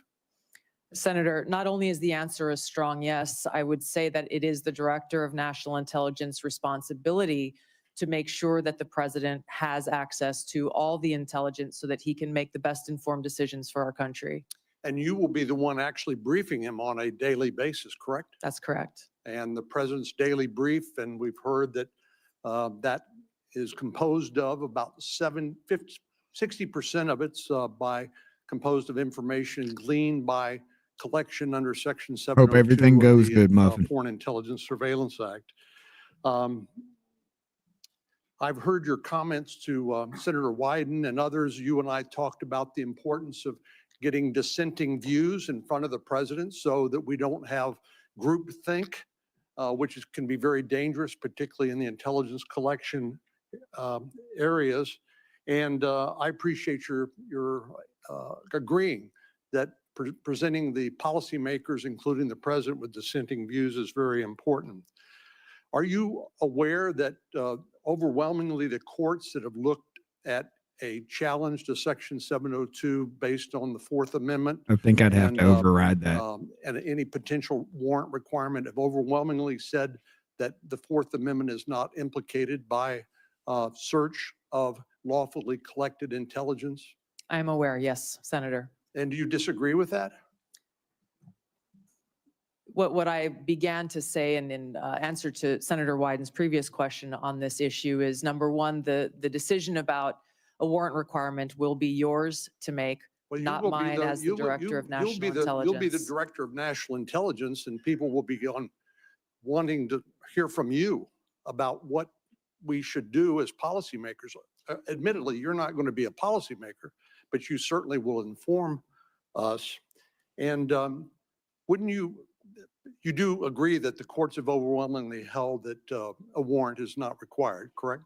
Yes, Senator, I'm aware of the court rulings. What my commitment is to make sure that we uphold the Fourth Amendment rights of Americans and protecting against unlawful seizure and search. There are many different ways to do this. The devil is in the details. There are examples of how even in situations under Title I where a warrant is required to surveil a U.S. person. Title I is different. I agree. Correct. I agree with you on that. But my point, Senator, if I may just finish. Excuse me. If that was misused in the case of Carter Page, and basically an FBI lawyer lied in order to secure that warrant. Which is why there are safe. What would be necessary to be shown in order to establish probable cause to a judge in order to obtain a warrant? Again, Senator, that's not for me to say. That would be for you all to decide and for the Attorney General to weigh in on. Do you know She has nothing to do what with the elements of judicial, probable dude. cause are and whether that's a practical? She and just gives workable you the information solution? and you say, hey, Is this the went against center this of the crime. debate, the high standard of probable cause that's Yeah. required to get a warrant, and why Yeah. this will continue to be a conversation, again, with the Attorney General weighing in and all of you in Congress making this policy decision. The CIA director, John Ratcliffe, said during his testimony before this committee that he believed that a warrant is not only required by law, but is actually impractical. Do you disagree with that or agree with that? I will be in a better position to make an assessment on the practical implications of this if confirmed as DNI. My commitment remains to uphold the Constitution and Americans' Fourth Amendment rights. Where would the warrant be sought? Would it be in the Foreign Intelligence Surveillance Court or would it be in some other Article 3 court? My understanding is that it would be in the Foreign Intelligence 100%. Surveillance Court. Are you aware of the fact the Foreign Intelligence Surveillance Court has held that a warrant is not required? I am aware. Thank you. Thank you. Senator Heinrich. Thank you, Chairman. Welcome. You traveled to Syria and Lebanon in January 2017.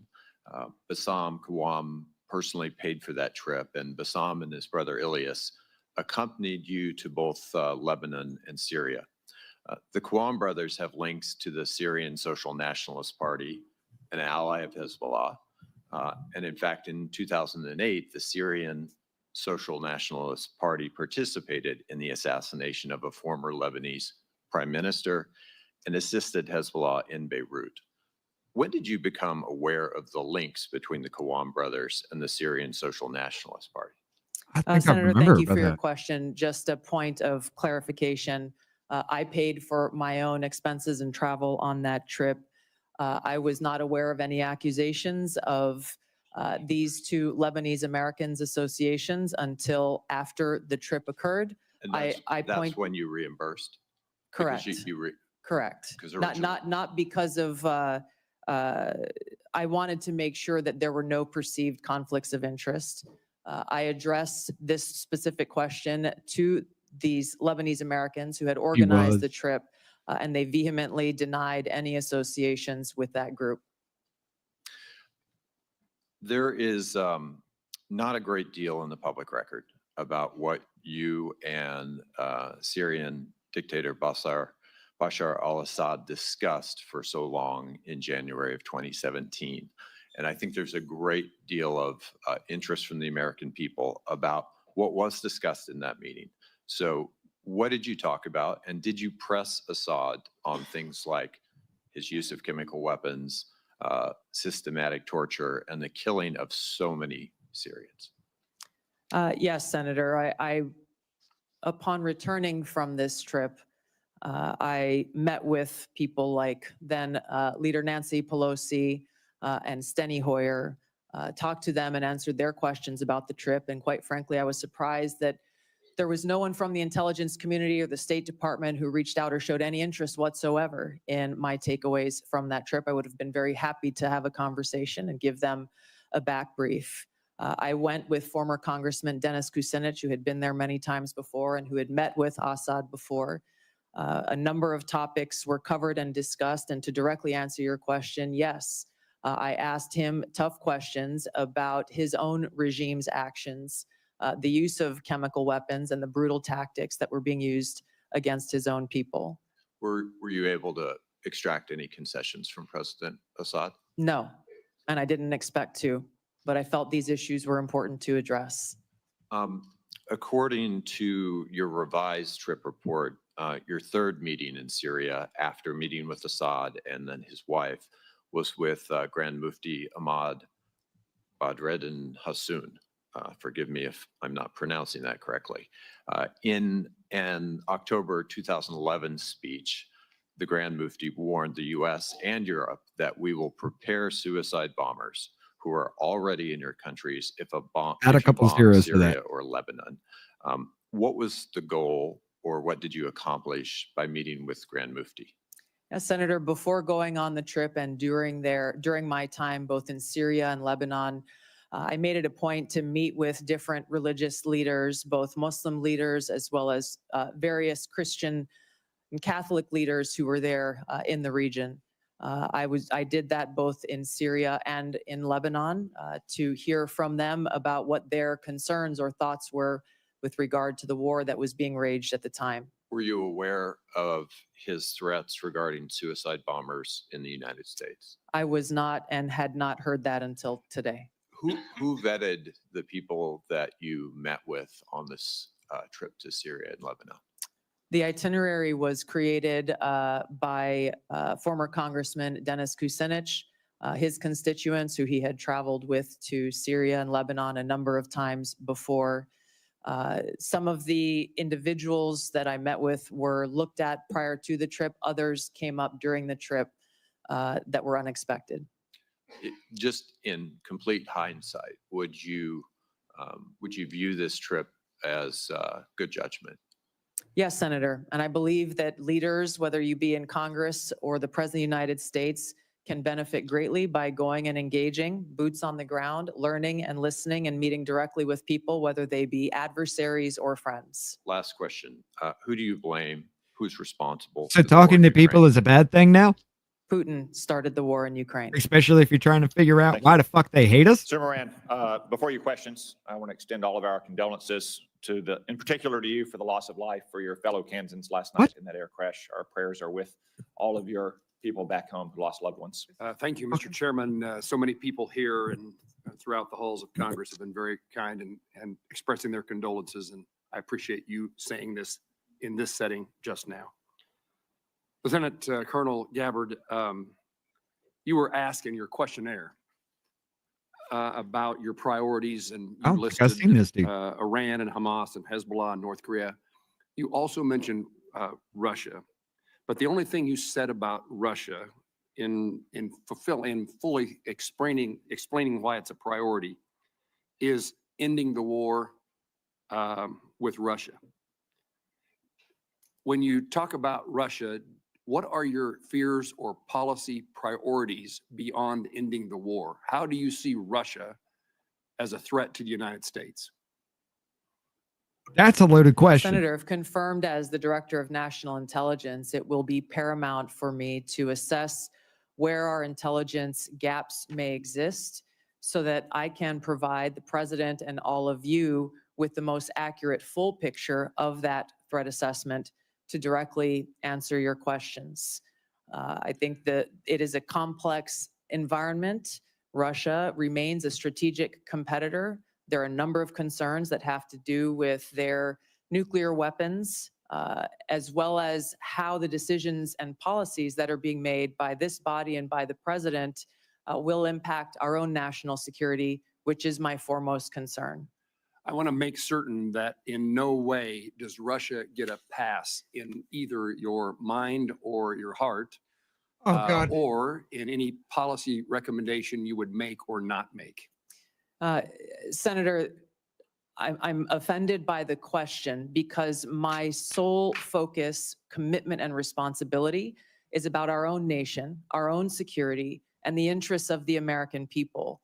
In carrying out the responsibilities of the Director of National Intelligence, if confirmed, no country, group, or individual will get a pass in my fulfilling that responsibility of providing that full intelligence picture so that you all can make the best informed policy decisions for the safety, security, and freedom of the American people. You have my commitment to be completely objective, unbiased, and apolitical.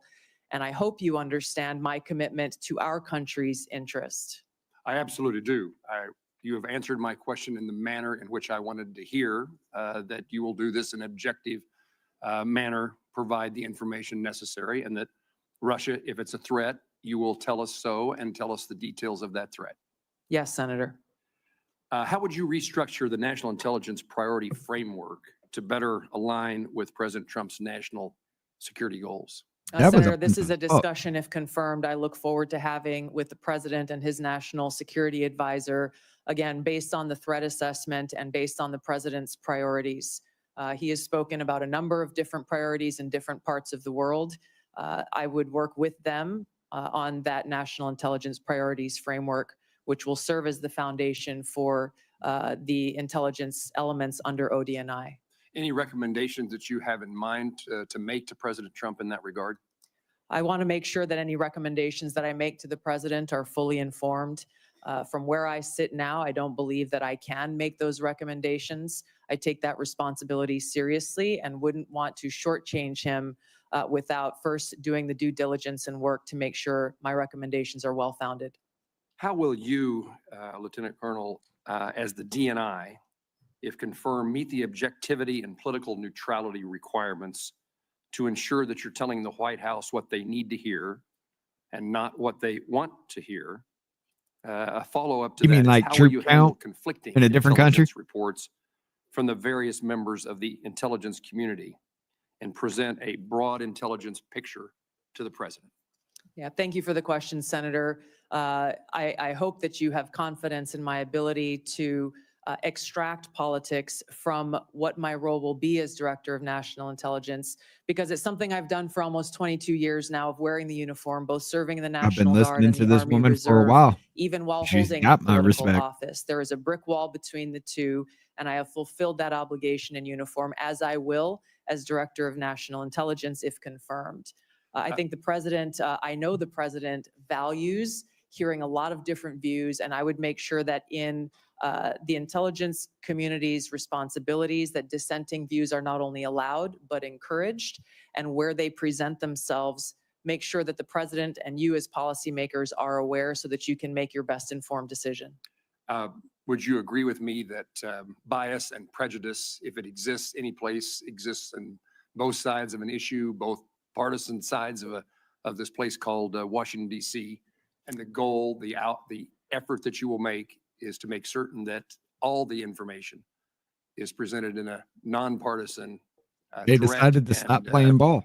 manner based upon the facts as known. Yes, Senator, I agree, and you have my commitment. This is essential for the American people and all of you to have faith and trust in the intelligence products that are being delivered. One of the greatest challenges is knowing who's telling us the truth. And we need a DNI who tells the truth. True? Yes, I have a long record of speaking truth to power and would continue that commitment if confirmed in this role. Thank you. Thank you, Senator Moran. Senator King.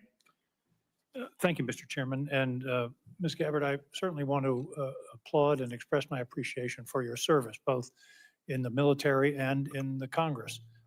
Two very challenging jobs. And I want to thank you for that. I noted that Edward Snowden was in Hawaii, of all places, for a I year thought and a they'd be half going after her before he hard, but fled they've been to pretty Hong light Kong on and then things. on to Russia. Did you ever meet him or have any contact with him during that period? What Or up? subsequently with telephone calls, emails, Zooms, contact with he or his lawyers? No, Senator, not at any time have I had contact with Edward Snowden. And you introduced a bill in 2020 that was essentially a pardon. It basically said all charges should be dropped.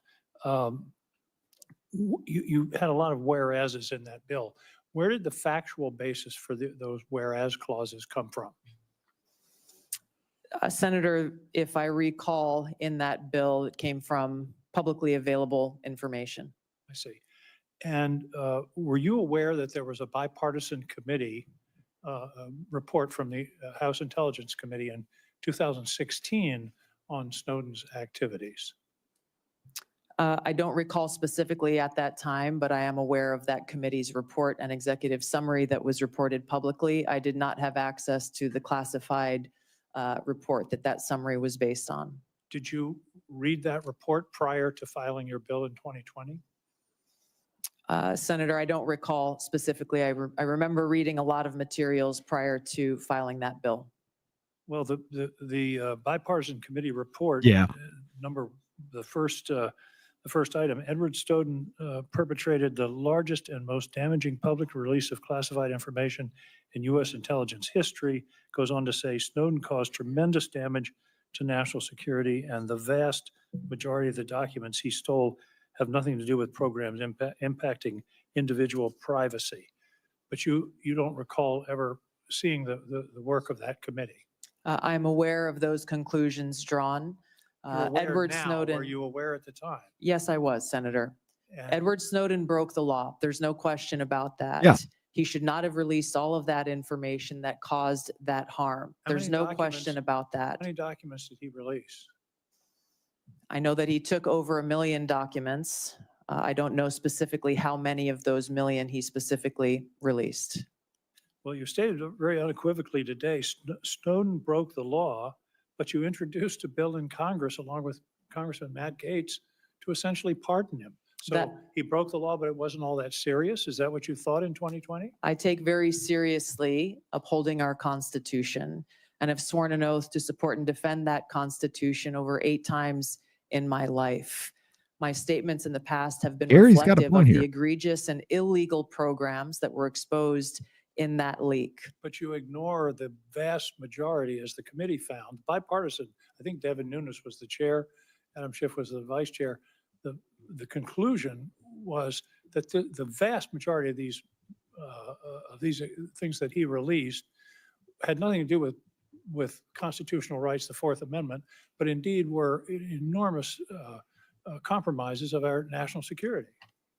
You didn't Senator, seem I worried about- focused on raising concerns around egregious, illegal, and unconstitutional programs that our government was conducting that clearly violated Americans' Fourth Amendment rights. I think the most important thing that I hope all of you find to be relevant here is that if confirmed as Director of National Intelligence, I would take seriously the responsibility to protect our nation's secrets, just as I have for almost 20 years Prove of me wrong. holding a security clearance of some sort myself, either secret or top secret, and have never once violated the responsibility and privilege that comes with holding that clearance, So- and have a specific action plan in place to make sure that there is not another Snowden-type leak in the future. I think you testified that you never saw the classified version of this report. That's correct. On page 22 of the report, there's a heading that's not classified that says, what damage did Snowden cause? And then there's a lot of redacted material. Did that not raise a red flag for you? Or do you not recall? Edward seeing Snowden broke the law. Like I said, I did not Yes. have access to that classified. Did you It see doesn't access to excuse that? what the fuck he showed us, I though. believe so, yes. This was Cow quite some time King. ago. But you still introduced your bill to essentially. I give him a take pardon. very seriously the protection of American civil liberties and our Fourth Amendment rights. If confirmed as Director of National Intelligence, I'd make sure that there is no further Snowden-type leak in the future, and that those who have concerns have legal channels to raise those concerns so that we don't violate and release our nation's secrets. There are about 20 Thank you, countries in the Senator world King. that don't. Senator King, time has expired. Senator Langford. Tulsi, it's good to see you again. Thanks for the time. Thank you. That we got a chance to be able to spend together and be able to talk through a lot of these issues. Thanks for your service to the country. Both So in because Congress, though Snowden you were in broke the wrong law, party at you the should time, know that the government broke the and, law. and your service to the country through your service there, including in my great state in Oklahoma, that you had the opportunity to be able to serve there. I want to give an opportunity. I do want to pause it right here. I want to say something. Is it me or is Langford's head just like oddly weird shaped? Like it kind of looks like from his head shape, the way I can see it, even with the hair. I know the hair is sticking out from his head and everything. Maybe that's it, but it looks like he's got that like the xenomorph kind of like stretched out head a little bit. It's weird as fuck. For you to be able to answer a few things on it. And I want to set some context. There's been a lot of questions about 702 and about Edward Snowden, and it may seem like this is repetitive to be able to come through it, but there are Look at the back of his thousands of head. intelligence Look how long that is. employees and folks that they have also taken an oath to the country and to the Constitution. They serve our country every day. They're the folks that don't have a uniform on, that no one ever says thank you to them, and no one ever buys them lunch because people don't know who they are. But they every day put their lives on the line, and they work very hard to be able to protect Americans. And when Edward Snowden got mad at his employer that he didn't get the promotion that he wanted and started harvesting information, and then found some things that he didn't like on it, and then kept going, and then released them to media and went to China, and then went from China to Russia and became a Russian citizen, and continue to be able to layer out intelligence unrelated to the civil liberties of any American. What you are leaving out is the fact that you went after him with the full force of everything you had, just like Tara Reid, who actually say that Joe Biden raped her or sexually assaulted her, ran off to Russia because she was fearing for her life, and then wound up on a non-governmental organization list from Ukraine saying that Tara Reid, the person that was actually saying that Joe Biden had assaulted her, is somehow interrupting the flow of aid to Ukraine. You're leaving all that out. And then said, I have more and I can release them at any time I want. They don't see him as brave. They see him as a traitor.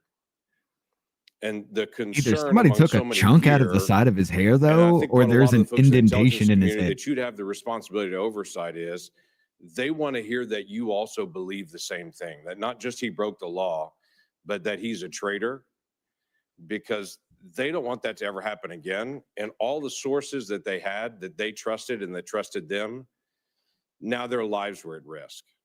And all the programs that they had that were determined lawful all collapsed, and that intelligence then was gone, and the president didn't have access to a lot of information for decision. Jennifer, thank you for the $5 dono. Skeletor in a suit. Looks like that, yeah. Decision making. So this is a big deal to everybody here, because it's a big deal to everybody that you'll also oversee in that role as well. And so it's helpful for them to be able to hear your heart on this. So was Edward Snowden a traitor? Senator, my heart is with my commitment to our Constitution and our nation's security. Ours too. Thank you. Yeah. I have shown throughout my almost 22 years of service in the military, as well as my time in Congress, how seriously I take the privilege of having access to classified information and our nation's secrets. And that's why I'm committed, if confirmed as Director of National Intelligence, to join you. But I don't think there's going to be enough. There is no future Snowden type leak, and I would do so. I think there's going to be Dems that will vote for her. Specific actions. Number one, again, to make sure that there are no illegal and unconstitutional going on her right now after hearing this, limiting in a big way those who have access to our nation's top secrets through security clearance reform, making sure that every single person in the workforce knows about the legal whistleblower channels available to them, and making sure that there's a direct line available to me should anyone have concerns. If people choose to step outside of those legal channels to raise any concerns about programs or actions that exist within the intelligence community that are classified, there will be no excuse to do so, and they should be charged and prosecuted under the law. Was he a traitor at the time when he took America's secrets, released them in public, and then ran to China and became a Russian citizen? Senator, I'm focused on the future and how we can prevent something like this from happening again. So you would have the you're responsibility wrong to be able to for give it, counsel to the but president. you're not wrong for what you which is a say. great privilege. You already have his ear, quite frankly, and y'all have a great relationship on that, which is very beneficial. But when President Trump chose to take the strike on Soleimani, he was also at that same time going through an impeachment in the House. And you were kind of tough on him at the time. You have about that. no You, idea. Called it a declaration of war. You said that the Soleimani strike will lead to an outcome lot that of them will are. further undermine our national security. As a member of Congress, I also take seriously declaration of war and our responsibility in that. He was acting in a way that he came out and the intelligence gave that Soleimani was in the process of preparing a strike on American citizens and those folks that were in the field at the time. I guess the question that I have is, the ODNI will sit with the president, will provide options to the president and say, here are the options that you could take. Would you have presented a Soleimani strike at that time, looking back at it now in retrospect and saying this is an option you could take and here's how to be able to do it? Yeah, thank you, Senator. It's an important question. If confirmed as Director of National Intelligence, I would make sure that the president has all of the objective analysis and intelligence reporting so that he can make that best informed decision, including all of the options and actions that he has available to him, which should exist alongside an assessment of what the possible repercussions or responses to those actions may be. My own personal views have no place in that assessment and that providing to the president and his advisors with all of those options available. Thank you, Senator Langford. Senator Bennett. Which one that Thank was. you, Mr. Chairman. I I would like to repeat my colleague's question to you. Thank you for being here. To answer these questions and for your service. Was Edward Snowden a traitor to the United States of America? Senator. I do want to pause it right here for a second because I want to get to Gary. You're kind of new to this area, brother. Check this out. We had a talk with an ex-CIA lawyer about treason, and I brought up a whole bunch of good points about how our elected officials and appointed officials have committed treason. The CIA lawyer could not disagree with any of the points I brought up. The only thing that made me think twice about my whole situation is his whole question of how it could be weaponized. And he had a strong point. So I'm going to go ahead and throw that link in both YouTube and Rumble side if y'all want to go check that out later on. That's a good show. We're going to have Sweeney back on very, very soon, ladies and gentlemen. I will also repeat my answer. He broke the law. You said earlier that you were offended by a question that my colleague from Kansas asked, which I think was his duty as somebody on this committee to fulfill his responsibility to advise and consent. We are not here to be a rubber stamp for the President of the United States. So let me ask you again, do you believe, as the chairman of this committee believes, as the vast majority of members of our intelligence agencies believe, that Edward Snowden was a traitor to the United States of America? Senator, if confirmed as Director of National Intelligence, I will work with you to make sure that there is not another Snowden. I'm going to ask you a question, and as soon as you start talking, I know what you're going to say, so I'm just going to interrupt you and try to be confrontational in a nice fucking way about it so you don't answer anything that's going to expose me for the piece of shit I am, spying on the American citizens, getting rich off of them, and yeah, you know the rest. Social media, it's not a moment to propagate theories, conspiracy theories, or attacks on journalism in the United States. This is when you need to answer the questions of the people whose votes you're asking for to be confirmed as the chief intelligence officer of this nation. So let her. As my colleague said, this is not about you. It's about the people that serve the intelligence agencies of the United States. Yes. Is Edward Snowden a traitor to the United States of America? No. That is not a hard question to answer when the stakes are this high. You're right. It's not a hard question to answer when the stakes are this high. This motherfucker was in the federal government, found out information about the federal government breaking laws, spying on American citizens, overstepping its bounds, and downright being 100% unconstitutional under the 4th fucking Amendment of the United States. And instead of saving his ass and his job and his American fucking citizenship, this motherfucker told the people and said, peace, they're going to kill me. Is he a traitor to the United States of America when, under the actual definition of treason itself, it says levying war against them, being the people of the United States of America, not the goddamn government, or giving aid and comfort to the enemies within its border or elsewhere? Even if the enemy of the people of the United States is the federal government, which we can deem necessary, even under by our own damn documents, I would consider him a patriot. I wouldn't say he was treasonous. I would say you are treasonous. Senator, as someone who has your served answer, in yes uniform, or no, is Edward Snowden a traitor to the United States of America? as someone who has I'll go on worn to our my uniform questions. in combat, I understand how critical our national security Apparently is. you don't. Apparently you don't. Let me ask you, I've worked very hard to put your own words here in front of the committee.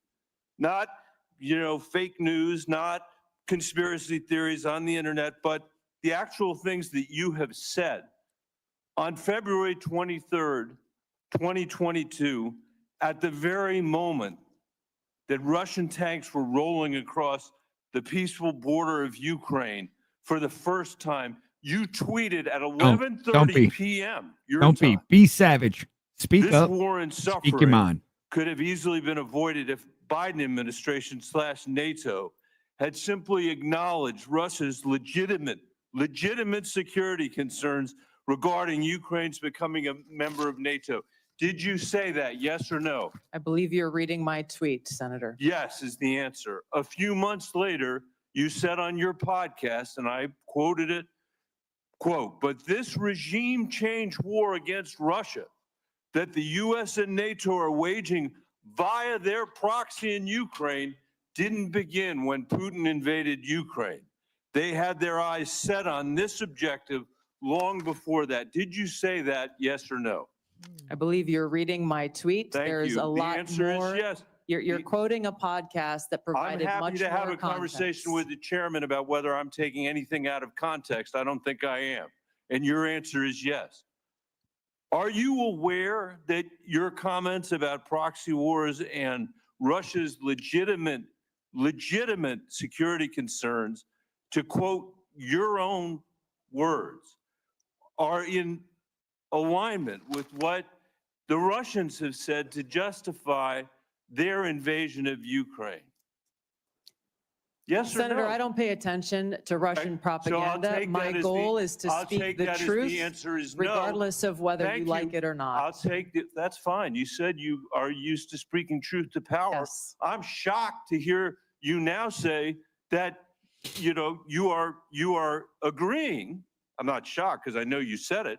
You are agreeing that you basically said that Putin was justified in rolling over the peaceful border of Ukraine, the first time since World War II that a free nation had been invaded by a totalitarian state. And you Hold the fuck up, you son of a bitch. That free nation you were talking about was shelling their own fucking citizens when they were saying, hey, we speak Russian, we are Russian, we want to be Russia, we voted to be part of Russia, and you motherfuckers are still over here crying, hey, you're not going to do it. And then all of a sudden you start killing your own citizens, trying to torture them into saying, yeah, okay, we want to be part of Ukraine. Stop killing us. The fuck are you talking about? Let's talk about how Russia took over the 3 regions he was saying he was going after and never moved a fucking inch after. And it's been, what, a year and a half?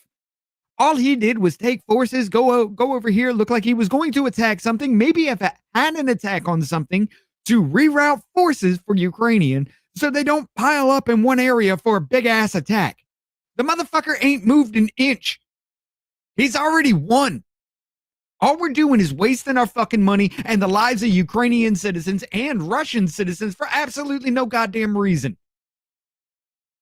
So when you want to talk about that shit, remember, Senator Bennett, that shit's on you.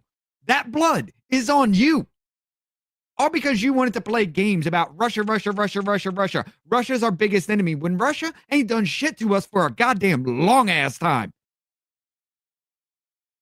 China, goddamn, China's in every backdoor electronics you got. But did you do anything about that shit? No? Oh, yeah. The son of the president of the United States has Chinese fucking businesses with Chinese influence, government fucking influence in his business. But somehow that's okay. But caring about lives and not wanting to waste our money in a war that Russia's already fucking won is somehow a threat to U.S. interest? This is your taxpayer dollars at work, ladies and gentlemen. Are you happy with this representation? Because I think it's about time we flip this shit up. You were there at 11:30 p.m. that night Give me a second. to say that you were with them, not us. And let me tell you something. You say you don't know because you don't read Russian propaganda. Russian state TV then aired your comments. Did you know that? Senator, I think you should also quote the statement that I made criticizing Putin for his invasion What of I would Ukraine. say, Mr. Chairman, with the last, it's up to all of us. You We're got Senator the Senate. Bennett here We get to literally decide just whether we're going to confirm fucking this his own nominee. career up. Obviously, we didn't select this nominee, but can't we do better than somebody who doesn't believe in 702? Can't we believe that Kazakhstan somebody this who bitch. I can't don't answer care. whether Snowden was a traitor 5 times today, who made excuses for Vladimir Putin's invasion of Ukraine, the first time that I'm aware of any American official has done that? I'm questioning her Sold you out judgment. for That's pennies on the the issue fucking that's at dime. stake here. And as you said, and I totally agree, this is about our intelligence officers. And you cannot most of what we do here is in secret. This is one of the very few opportunities that you will ever have to have a conversation with this panel in public. And the record is going to be very clear about the position you took with regard to Edward Snowden.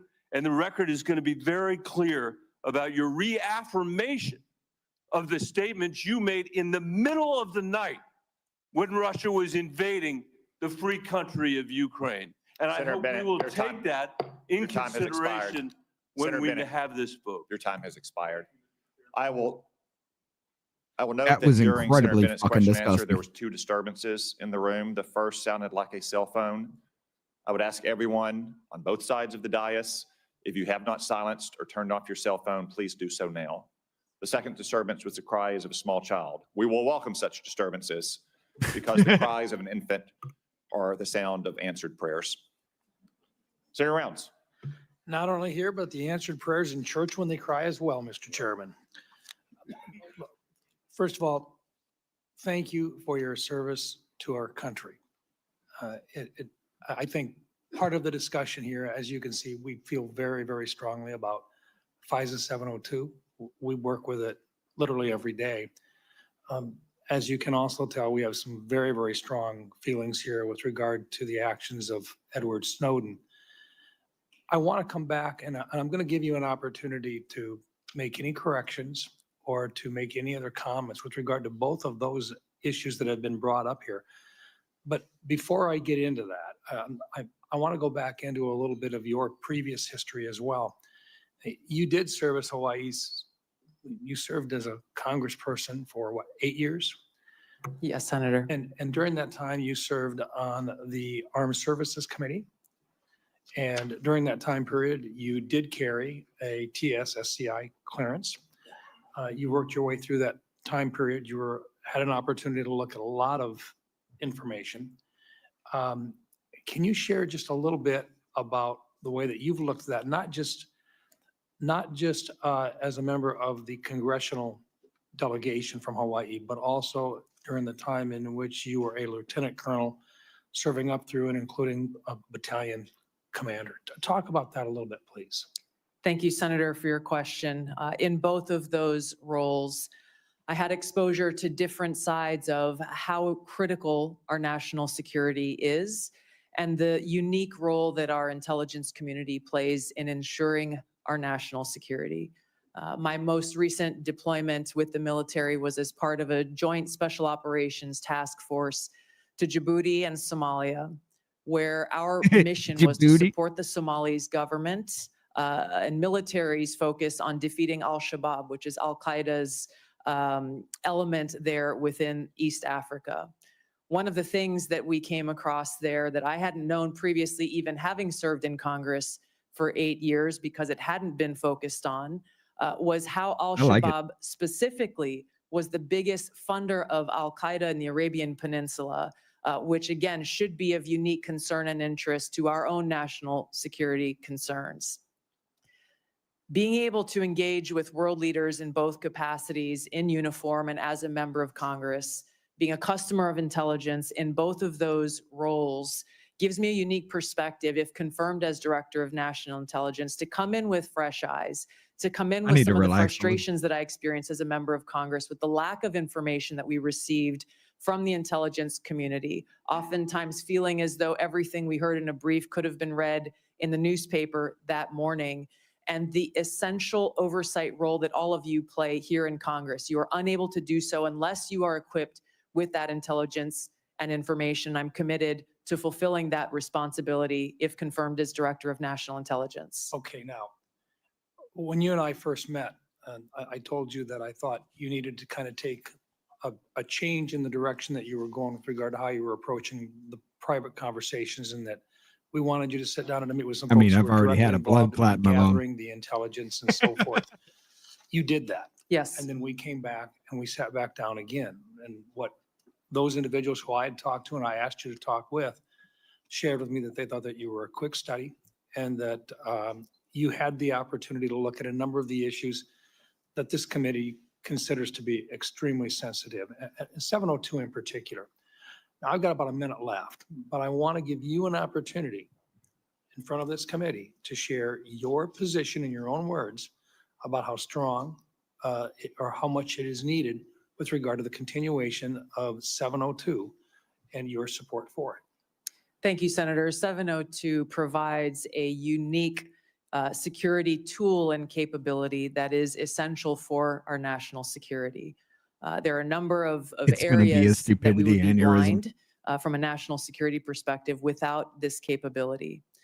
It also must exist next to having safeguards in place to ensure Americans' civil liberties are protected. As you know, Senator, it is illegal under 702 to target any U.S. person. There are several other sections within FISA that speak to some of the civil liberties reforms that you all passed in last year's legislation. So let me finish with this. 702 in its current form stays in effect for the next year. You would agree that there were reforms made which fixed a number of the items that you had a problem with in the first place. Is that correct?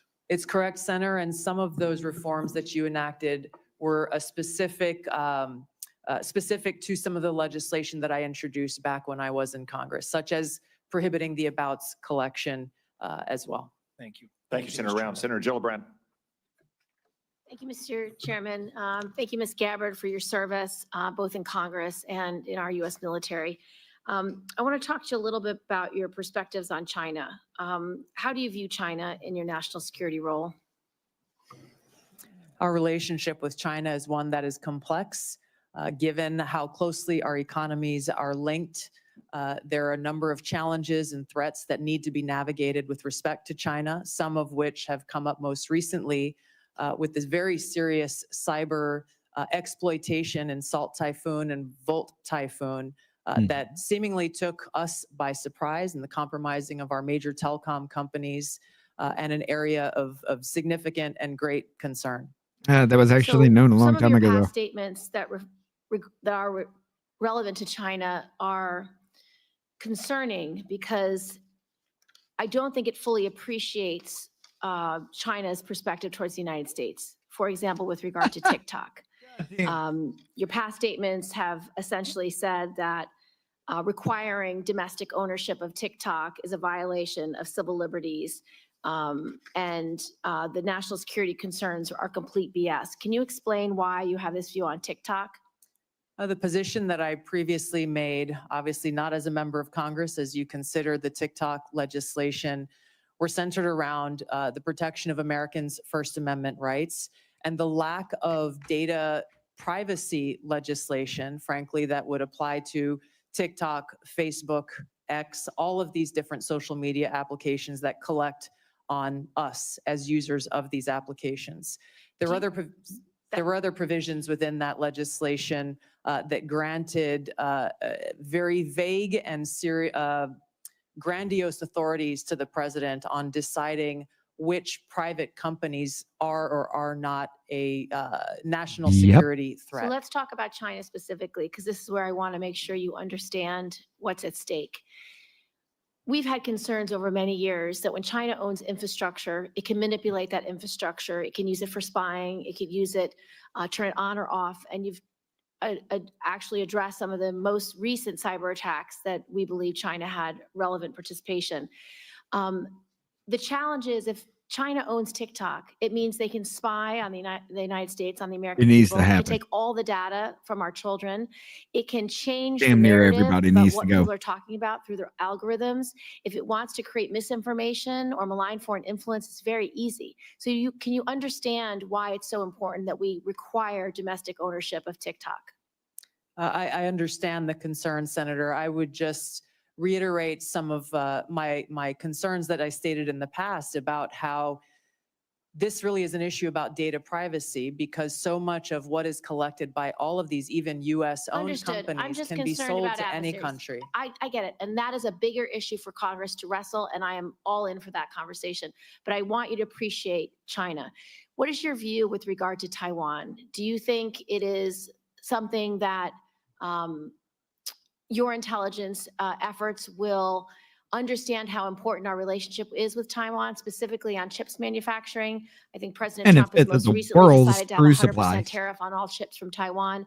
And your statements, particularly about the bill we passed, the CHIPS Act, to make sure that domestic production is invested in, and so that we have that supply chain, and so we have that national security. But your public statements about the CHIPS Act have been very negative and don't seem to appreciate how important that independence is for our national security, to be beholden to China, to be beholden to Taiwan, to be in a place where we can't do our own national intelligence. I'm sorry. I will say the only good thing that came from the Biden administration with this Chips and Science Act, yes, it did give what, 4 companies a massive amount of money to do that. But then again, they're the only 4 companies that could actually be close enough to build a building and get it up in manufacturing in a year or 2. So I understand it. And that, I don't even know why the fuck y'all gave it away a long time ago in the first damn place. Why would you give away chip manufacturing? That was dumb, and you knew it.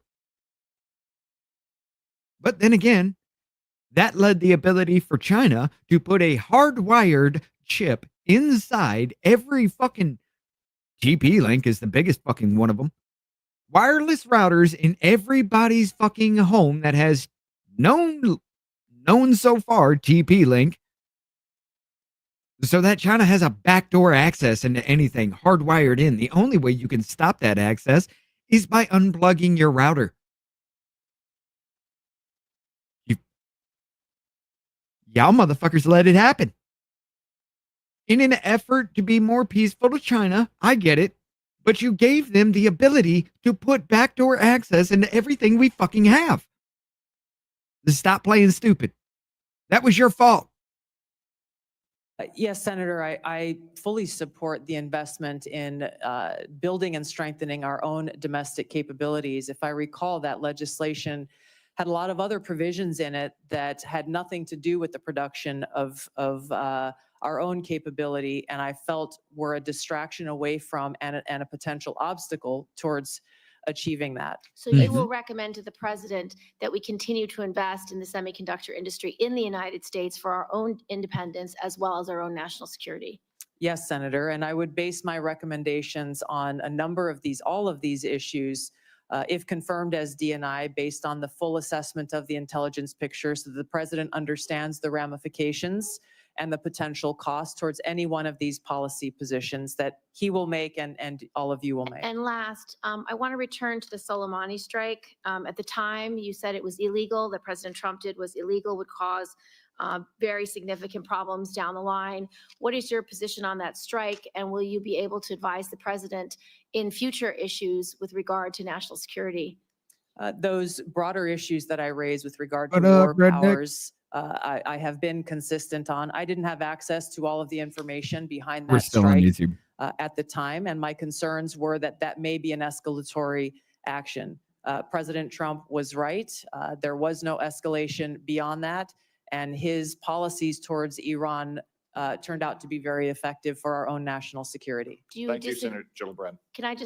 Do you disagree with the president taking away the protection for those who are now being targeted in retaliation for the Soleimani strike, such as previous Secretary Pompeo? Senator, I can't answer that without being able to look at the intelligence assessment and the threat assessment for that or other decisions. Thank you, Senator Gillibrand. Senator Young. Tulsi, good to see you. We had a nice visit in the office. Thank you. Appreciate you being here today. It was clear from that visit in the office that we share a lot of concerns about ill-advised foreign regime change interventions, about the weaponization in certain instances of our domestic law enforcement and intel authorities. Let me talk about something, Edward Snowden, on which we may not agree. It's been recognized he fled overseas with the numbers 1.5 million classified documents. He shared them with the press. He absconded to China and Russia. Do you have any response to the bipartisan findings of the House Intel Committee, which stated that, quote, Snowden caused tremendous damage to national security, unquote, including to military, defense, and intelligence programs of great interest to America's adversaries? I'll give you an opportunity to respond, hopefully briefly. Thank you, Senator. As I've said before, Edward Snowden broke the law, and I do not agree with how he chose to release information and the extent of the information and intelligence that he released. It's my focus on the future, and I think we can all agree that we do not want to have another Snowden-type leak, and I've laid out specific actions, if confirmed as DNI, to do that. Okay. Well, it's notable you didn't say, yes, he clearly hurt in various ways our national security. The same House committee also reported that based on DoD assessments, should the Chinese or Russians access certain documents relating to DoD capabilities that we know Snowden stole, quote, American troops will be at greater risk in any future conflict, unquote. Do you have any reflection on this assessment? I would be very concerned about that. I have not had access to the information or intelligence that led to that assessment. But anything that puts our men and women in uniform unnecessarily at risk should be a grave concern. Yeah. I share that sentiment as a former Marine Corps intelligence officer. When we find that Americans, whether private citizens or contractors or uniformed personnel, have shared my personal YouTube, the Voice of the People YouTube, covered the Republican debate, the first Republican primary debate, because they were talking about the vaccine. I got hit with medical misinformation. sensitive designs about military technology or plans to a foreign government. However well-intentioned, we rightfully throw the book at them. Snowden did just that. Yet you have argued and many times that he should be pardoned. You introduced legislation, as has been discussed here. He's been able to publicly hide, as I see it, behind this facade of being a so-called whistleblower. But he likely endangered American lives through his actions. So as the leader of the intelligence community, how would you think you would be received based on some of these past actions to support or even to pardon Edward Snowden? Rank and file intelligence analysts and intelligence professionals. How do you think it'll be received?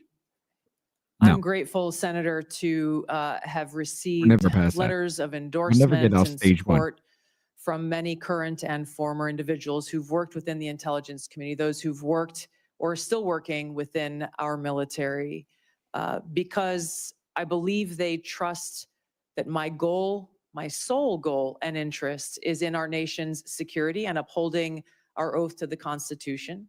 And they trust that if some of them are confirmed as questioning the Director of same National woman that knows Intelligence, that I will that is take the gonna very go after him. specific steps that I have laid out in informing every single person within the intelligence community about the legal pathways they have to blow the whistle or to bring any concerns to the forefront, to include coming directly to members of Congress, to limit access so that we don't have people who are E3s or E4s or people in any situation taking it upon themselves to release classified Probably information, the music at the giving them a beginning. direct That's what line actually to me happened. to once again make. Hold up. That's what actually happened to Davey. Davey was covering the same thing with the inauguration. It was probably the music at the very beginning. It was an auto kind of thing that ripped people down. Now, there are some on YouTube, you know, like big name creators and everything like that. Even mid-name creators covering situations like that, they won't actually do that for. But yeah, it was the music, the band at the beginning played a copyright song that YouTube did. Like, they ripped us down when Davey was covering it because of copyright information. And I appealed it, and I was like, there ain't, I didn't appeal it. I didn't see anything there as far as like emails are concerned. I come home to appeal it, and everything's back up. Like, it says in our dashboard, we got hit with a warning because of copyright information or copyright music. We got hit with a warning, but yet the video is still up. Like, that 18 minutes, it's still there. There's nothing in the other back end except we have a warning for something that they fucked up on. I don't know. It's weird. It's weird. YouTube, you need to get your shit right. You want to be a competitor in this market. You are a giant among men right now. But you're losing that quickly because of the dumb shit you pull. You got these algorithms, you got this AI running shit, and your fucking back end office is just trash all around. So yeah, people are going to Rumble, they're going to Kick, they're going to X, they're going to other fucking places because you're a piece of shit and you still can't get it right. I'm sorry. Rant over. Make sure that we are all fulfilling our responsibility to Tulsi, ensure our national yes. security and uphold our Constitution. Thank you. Tulsi, was Edward Snowden false to an obligation or false to a duty? I don't understand what you're saying. False? Yes. Did he betray a duty? But did he betray the trust of the American people? No. Which is, according to Merriam-Webster, that's the definition of a traitor. Edward Snowden broke the law, and he released this information in a way that he should not have. He also acknowledged and exposed information that was unconstitutional, which drove a lot of the reforms that this body has made over the years to make sure that Americans' constitutional rights are protected. For what it's worth, Mr. Snowden is watching these proceedings. He's posted on social media even, indicating that Tulsi Gabbard should indicate that I harmed national security. This may be the rare instance in which I agree with Mr. Snowden. I think it would befit you and be helpful to the way you are perceived by members of the intelligence community if you would at least acknowledge that the greatest whistleblower in American history, so-called, harmed national security by breaking the laws of the land around our intel authorities. So thank you for being here. Thank you. Thanks, Senator Young. Senator Kelly. Thank you, Mr. Chairman. Colonel Gabbard, I want to first say thank you for your service to this country. Likewise. In Congress and in the Army. And thank you for meeting with me a couple of weeks ago, and thank you for being here today. You're nominated to lead and coordinate across the intelligence community's numerous sources of collection and analytic capabilities. In a few sentences, can you describe how you make assessments and how you're going to sift through all this intelligence and make careful and thoughtful conclusions? Yes, Senator, there are great professionals who work within the intelligence community. I will build a strong team around me as they present the intelligence reporting to provide to the president through the president's daily brief and to respond to issues and concerns that this body has. I will welcome dissenting voices to be able to make sure that this information intelligence is thoroughly vetted prior to presenting it, and make sure that the truth is reported, whether that truth is convenient or not. Well, thank you, Colonel Gabbard. And I appreciate that. The president and others are going to rely on that. I want to discuss such an assessment made by the IC. For years, the U.S. analyzed evidence of numerous chemical weapons attacks in Syria. Eventually, we were able to assess that Bashar al-Assad was responsible for a number of these attacks that slaughtered his own civilians. Do you accept the conclusion broadly that Assad used chemical weapons against Syrians? Yes, and I'm on the record for years of agreeing with that broad assessment. Thank you. Among the attacks the U.S. assessed Assad was responsible for, two that occurred in Douma and Khan Sheikhoun in Syria. As a member of Congress and as a presidential candidate, and as recently as this month, in your written responses to this committee, you have cast doubt on the assessment that Assad is culpable in these two attacks. Is that still your position? Senator, I raised those questions given conflicting information and evidence that was presented at that time. Okay.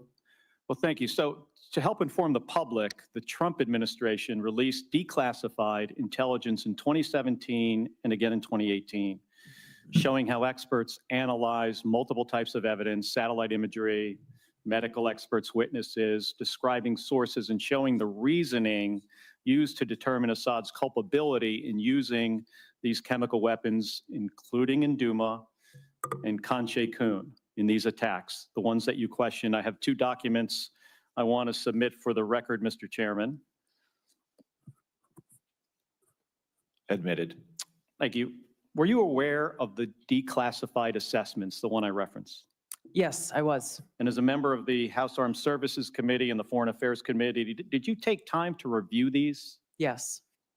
Okay, thank you. And can you explain to me then why you doubted the intelligence community's conclusions in these two cases, Duma and Khan Sheikhoun, but not the others? And please be specific. These two cases were being looked at as to be used as a pretext for major military movement. And my fear was a repeat of the deployment of another 500,000 soldiers like we saw in Iraq towards what was the Obama administration's goal, which was regime change in Syria. The question specifically that I raised around these two came about because there were two reasons. One, that assessment was made with high confidence and low information. The information that they had came from those on the ground in an al-Qaeda controlled area and therefore were al-Qaeda linked sources. And there was conflicting information that came from the UN's Office on the Prohibition of Chemical Weapons inspectors, as well as an MIT professor, Ted Postel, So I who want to talk looked at about him these for a second. extensively. So did you look into his credentials, yes or no? Yes. And were you aware of his appearances on Russian Today, which is used by the Russians to disseminate government-approved messages? No. Were you aware Postel relied on a chemistry student with a record of defending the Assad regime? At that time, I was not. I have been made aware since. Do you consider this person or these two individuals now, do you consider them a better source for the chemistry of sarin gas than the U.S. intelligence community? I assess that at the time, the information, I don't know the second person you're referring to, but MIT professor Ted Postel and the inspectors of the OPCW provided some credible questions that deserved examination. Okay, thank you. Did you attempt to weigh Postel's claims against the Not just in significant looks, like the way evidence she and carries assessments herself, already everything conducted about her. by the IC? Yes, I did. Okay, thank you. So here's my concern here, Colonel. When we began this, you described a thoughtful approach to analyzing intelligence and reaching conclusions. This is what we expect of our professionals. But we just kind of walked through how you came to question Assad's use of chemical weapons in these two cases with a different approach. And I don't reject seeking out differing viewpoints. We need to do that. But you started from a place of doubting the conclusions of the U.S. intelligence community, and then you sought out information that confirmed your viewpoint.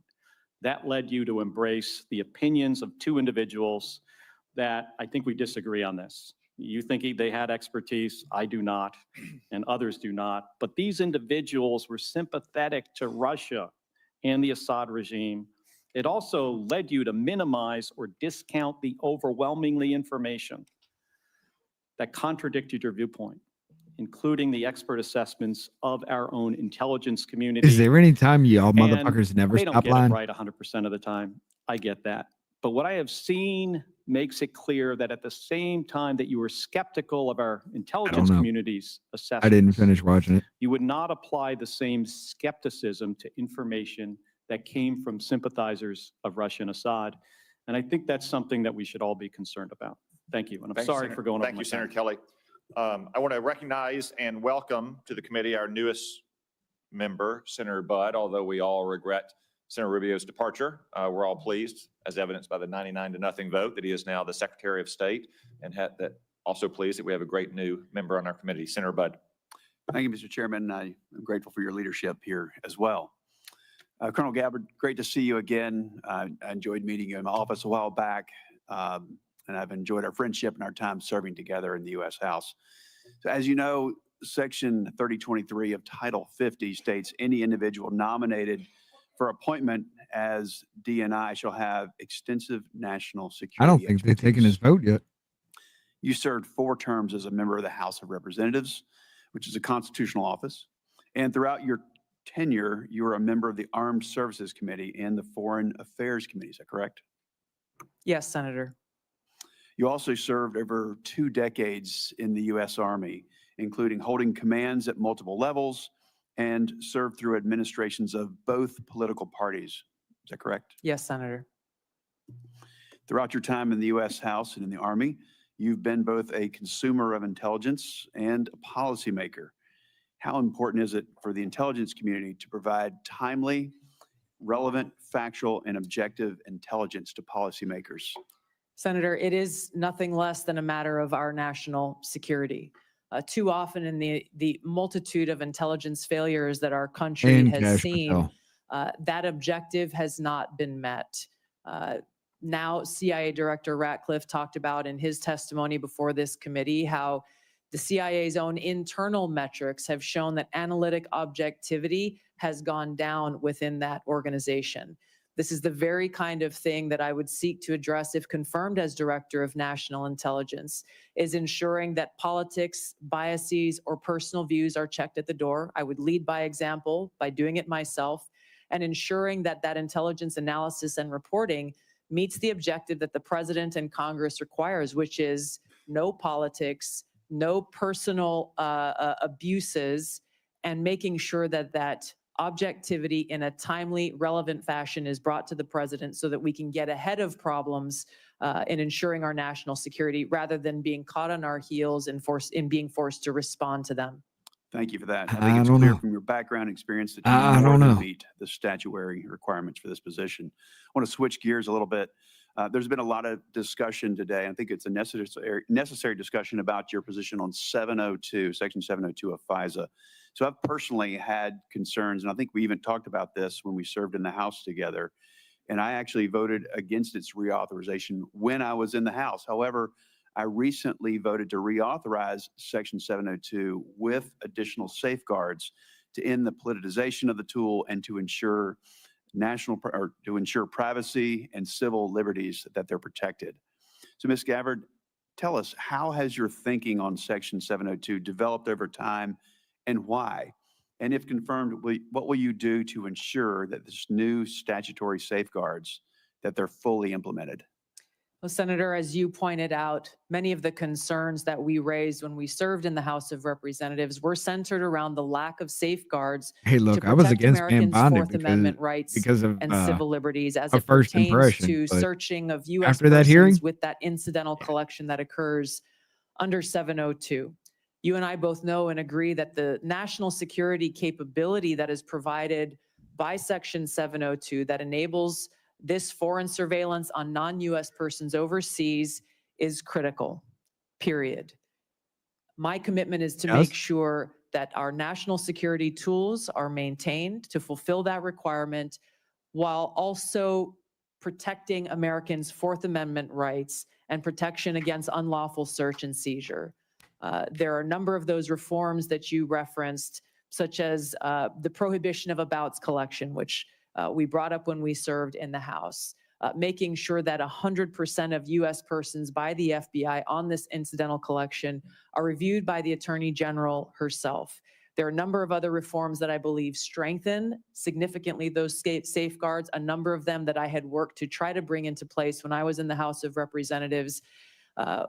I look forward, if confirmed as Director of National Intelligence, to overseeing and assessing the implementation of these reforms and reporting back to you as you begin to consider next year's reauthorization and meeting that mark of ensuring our security and upholding Americans' Fourth Amendment protections. Thank you. Switching gears a little bit, talk briefly, if you will, about the dual task of simultaneously protecting whistleblowers and protecting classified information. Senator, there are more than sufficient legally protected routes for whistleblowers to come forward should they have concerns on any actions occurring within the intelligence community.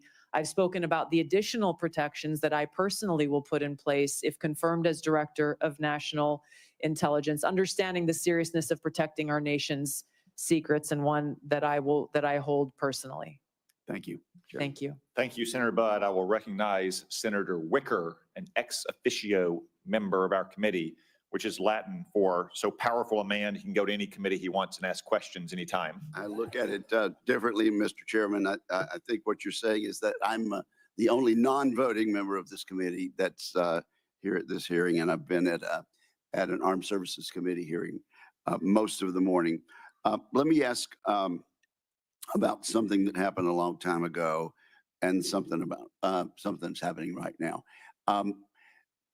Colonel Gabbard, I was a member of the House of Representatives on 9/11, 2001.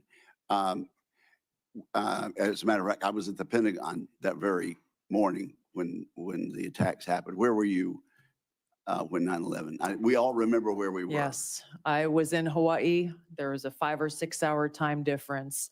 And so when I woke up that morning, it was several hours. And I remember the first thing I saw in waking up was that horrific footage of those airplanes attacking the Twin Towers in New York City. And I think you obviously have read a lot about it during the 24 plus years since that, and most Americans have. There's a general consensus that there was a massive intelligence failure that's caught us all by surprise, even though the World Trade Center had been attacked earlier. Do you think stovepiping was a problem in our intelligence failure? There's no question about it, Senator. Oh, okay. Well, based on your reading, okay, could you elaborate just Yes, a little? Yeah. absolutely, Senator. When we looked back at the post 9/11 reporting and the post assessments that were made, it was very clear that there was stovepiping of information and intelligence that occurred at many levels, at the highest, but also at the lowest levels, where information that was collected by the FBI, information that was collected by the CIA was not being shared. There was almost ships passing in the night, where if there was an integration of those intelligence elements and information being shared, Carolyn, it is we've highly proven a likely lot of that shit, that too. horrific attack could have been prevented. And that's the reason really your position was created. There's been some discussion this morning. I have not been able to listen in, but I understand there's been some discussion about reforming the Office of DNI to eliminate redundancy and increase effectiveness. Do you worry that in doing so, we might be getting back to the same problem that we had in 2001? The problem that we had in 2001, Senator, remains at the forefront of my Okay. mind. And as you said, this is exactly why the ODNI was created. Given my limited vantage point not being in this seat, I am concerned that there are still problems with stovepiping that need to be addressed. And in some cases, my concern would be that unnecessary bureaucratic layers may be contributing to that problem. This is where coming in and being able to really take a fresh look, given my experience and my background, will be essential to making sure that the ODNI is accomplishing the reason why it was created in the first place. Okay, and I have a lot of Hold on, I'm gonna turn my suggestions camera off for a about second. how to make the Department of Defense more efficient also. I would simply caution you before I move on to my other quick question, that as we are trying to eliminate overlaps, that we avoid getting back to the thing that created your agency to start with. Now, let me just ask about anomalous health incidents. I know you're not in the intelligence community yet, but having read, as most of us have, about these Havana syndrome incidents, what is what is your understanding of that now, and what are your plans? Yeah, Senator, thank you for this question. It's been deeply concerning throughout this period, from the first time this was discovered so long ago to where we are today, that the intelligence community still has failed to identify the source and the cause for Jennifer, thank Havana you for the syndrome, as $1 it's dono. commonly known, Hold on. even as many people who are in service are suffering the consequences. I'm gonna back her answer up. Jennifer, thank you for the $1 dono. Tulsi is killing it. She is. Oh God, I'm gonna admit, except for that one motherfucker, a lot of these questions have been kind of like, they've been very respectful with her, which is, it's kind of amazing. Except for that one little motherfucker who was yelling and screaming at this woman who's literally dedicated her fucking life to this country. But yes, sorry, let me back up her answer. Now, and what are your plans? Yeah, Senator, thank you for this question. It's been deeply concerning throughout this period, from the first time this was discovered so long ago to where we are today, that the intelligence What up, community Joe? still has failed to identify the source and the cause for Havana syndrome, as it's commonly known, even as many people who are in service are suffering the consequences of it. I look forward, if confirmed as Director of National Intelligence, to addressing this, of course, making sure that those who have been impacted are getting the care that they need and deserve, but getting to the truth behind how and why this has occurred. Are you saying that we're not any closer to understanding where these came from?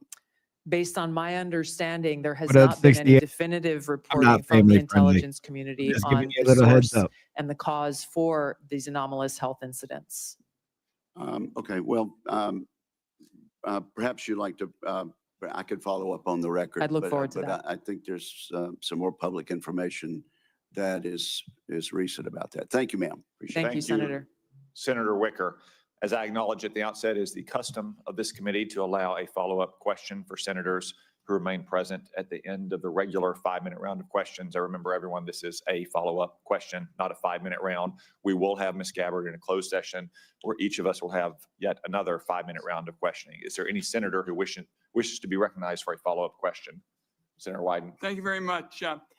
Ms. Gabbard, there was an area that I believe is still uncertain, and this is what my question's about. Earlier this week, the Trump administration illegally attempted to withhold federal funds from a broad range of organizations. I'm interested in knowing what you would do if President You mean Trump pausing on told you federal to funding withhold to see where congressionally everything was approved going? funds from the Intelligence Community Inspector General. So my question is, Hey, Blumenthal, didn't Biden threaten to withhold funds to a country until they fired a prosecutor? Huh? We playing that round? Because $50 million for condoms in Israel. Wait a minute. Why would they need that many? You've already killed all their fucking kids, and now you're looking to slaughter the entire population or some shit like that, right? Oh, wait. They were using them in 2018 to fill them with fucking helium, fly them over Israel, let them pop, and explode shit. Yeah, they were tying fucking bombs to them. We're spending $50 million to give 400 condoms to every adult in Gaza that's left. Huh? It doesn't make sense. if President Trump orders you to withhold appropriated funds from the Inspector General, will you refuse that illegal order? I don't believe for a second President Trump would ask me to do something that would break the law. That's not what I'm asking. I'm asking if you are asked about an illegal order, what will you do? You can say, oh, it'll never happen. What will you do if you're dealing with an illegal son of a order? bitch. My commitment has been and will be, if confirmed as Director of National Intelligence, to comply with the law. Are there, Senator Wyden, Senator Wyden, you've actually asked two questions already, Senator I'm not Wyden. asking a question. You've asked two questions. I said there's one Shut his question. ass up. Are there other senators who would like follow-up question? Senator King.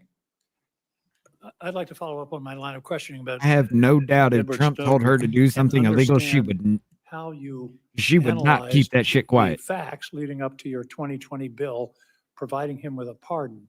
There was the House committee report, which granted was redacted, but under the heading what damage did it cause were 5.5 pages of redacted material. I would have thought that would raise a question in your mind. Secondly, Edward Snowden, there are about 20 countries that don't have extradition treaties with the US. He chose to go to Russia, become a Russian citizen. Given that information, how did you decide to introduce a bill providing him with a pardon? Introducing a bill in the United States Congress is not the same as a tweet or a commentary on a podcast. I'm concerned about your apparent lack of interest in the scope of Edward Snowden's traitorous activities. Senator, I've answered some version of this question many times in this hearing already. My foremost concern has been, remains, and will continue to be in upholding my oath to the Constitution to support and defend Americans' Fourth Amendment constitutional rights. If confirmed as Director of National Intelligence, I'm committed to ensuring that we protect our nation's secrets by implementing a number of actions I've outlined so that those who have concerns about programs within our intelligence community, that we don't have another Snowden-like leak, and they are able to raise those concerns either directly with Congress or through any one of a number of legal paths that are available. And I think it's also important, and in line with many of the bipartisan concerns I've heard from this committee, in security classification, security clearance and classification reform, in narrowing severely those who have access to the most sensitive and compartmentalized intelligence reporting and capabilities. Senator Bennett. Thank you. Thank you for your generosity, Mr. Chairman, and letting us have a second question. Thank you again for hanging in there with this discussion, Colonel Gabbard. The House Intelligence Committee review of the Snowden disclosures found not only that he was a traitor, but that since Snowden's arrival in Moscow, he has had and continues to have contact He did with break Russian the law. intelligence services. You can see the deep concern on both sides of the aisle here. You had in your opening statement all kinds of complaints about former officials in the intelligence agencies, the United States press, the journalists, the media, Democrats, suggested that you weren't being treated fairly when you were coming here. No condemnation at all for this, which leads me to wonder why it is so hard for you to say that Edward Snowden was a traitor to our country. And the question I guess I have for you is how, if you can't say that, you feel that the concerns that this committee has, that we need somebody here who will actually honor their oath, as you said. Maybe I should make it easier for you. Edward Snowden did not honor his oath to the Constitution, which is what you just said was the most important duty, most important obligation that you have in this role. Edward Snowden honored his oath as an American citizen to let you know that the government had become tyrannical and was spying on you. And here's how. I'm sorry. That is an oath to the Constitution. The same one that says we can alter, well, that's a Declaration of Independence. Never mind. But that one says that we can alter or abolish any tyrannical government. And he gave you proof that it's tyrannical. I'm sorry, sir. You cannot justify the fact, yes, he broke the law. He should have some punishment for that. But you deserve worse punishment for being at the highest form of our fucking seat of government, for being the ones in control and doing the same shady shit that you yourself broke your oath of office in committing in the first place. Do you want to go ahead and punish yourself too now? I mean, you broke your oath too, right? By spying on American citizens illegally? You broke your oath too, right?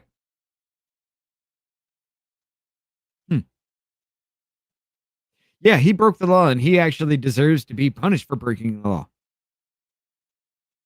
But so do you, because nobody is above the law, right? I think it's about time Bennett get the fuck out of office. But I don't think it should be able to save you. I'm sorry. You're talking about the highest form of our federal government, the ones who make the laws that tell you how to live your life. They should be held to a higher standard if they're breaking our laws, especially if they're laws that they themselves have made. I mean, that makes sense, right? You make the laws. Why can't we hold you to a higher standard than the actual average American fucking citizen? It makes sense. But yet, time and time and time again, you guys pass. Meanwhile, if I did half the things you did, I'd serve life in fucking prison.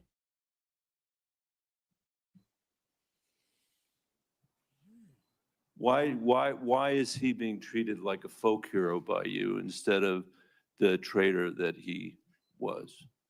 Senator, as I said, my focus and what should be of relevance to all of you and everyone watching is what I will do as Director of National Intelligence to work with you to make sure there's not another Snowden-like leak, given the paramount importance of our national security and keeping our nation's secrets. I've laid out a number of ways that I intend to do that. Fair enough. If confirmed, in fulfilling my responsibility in this role.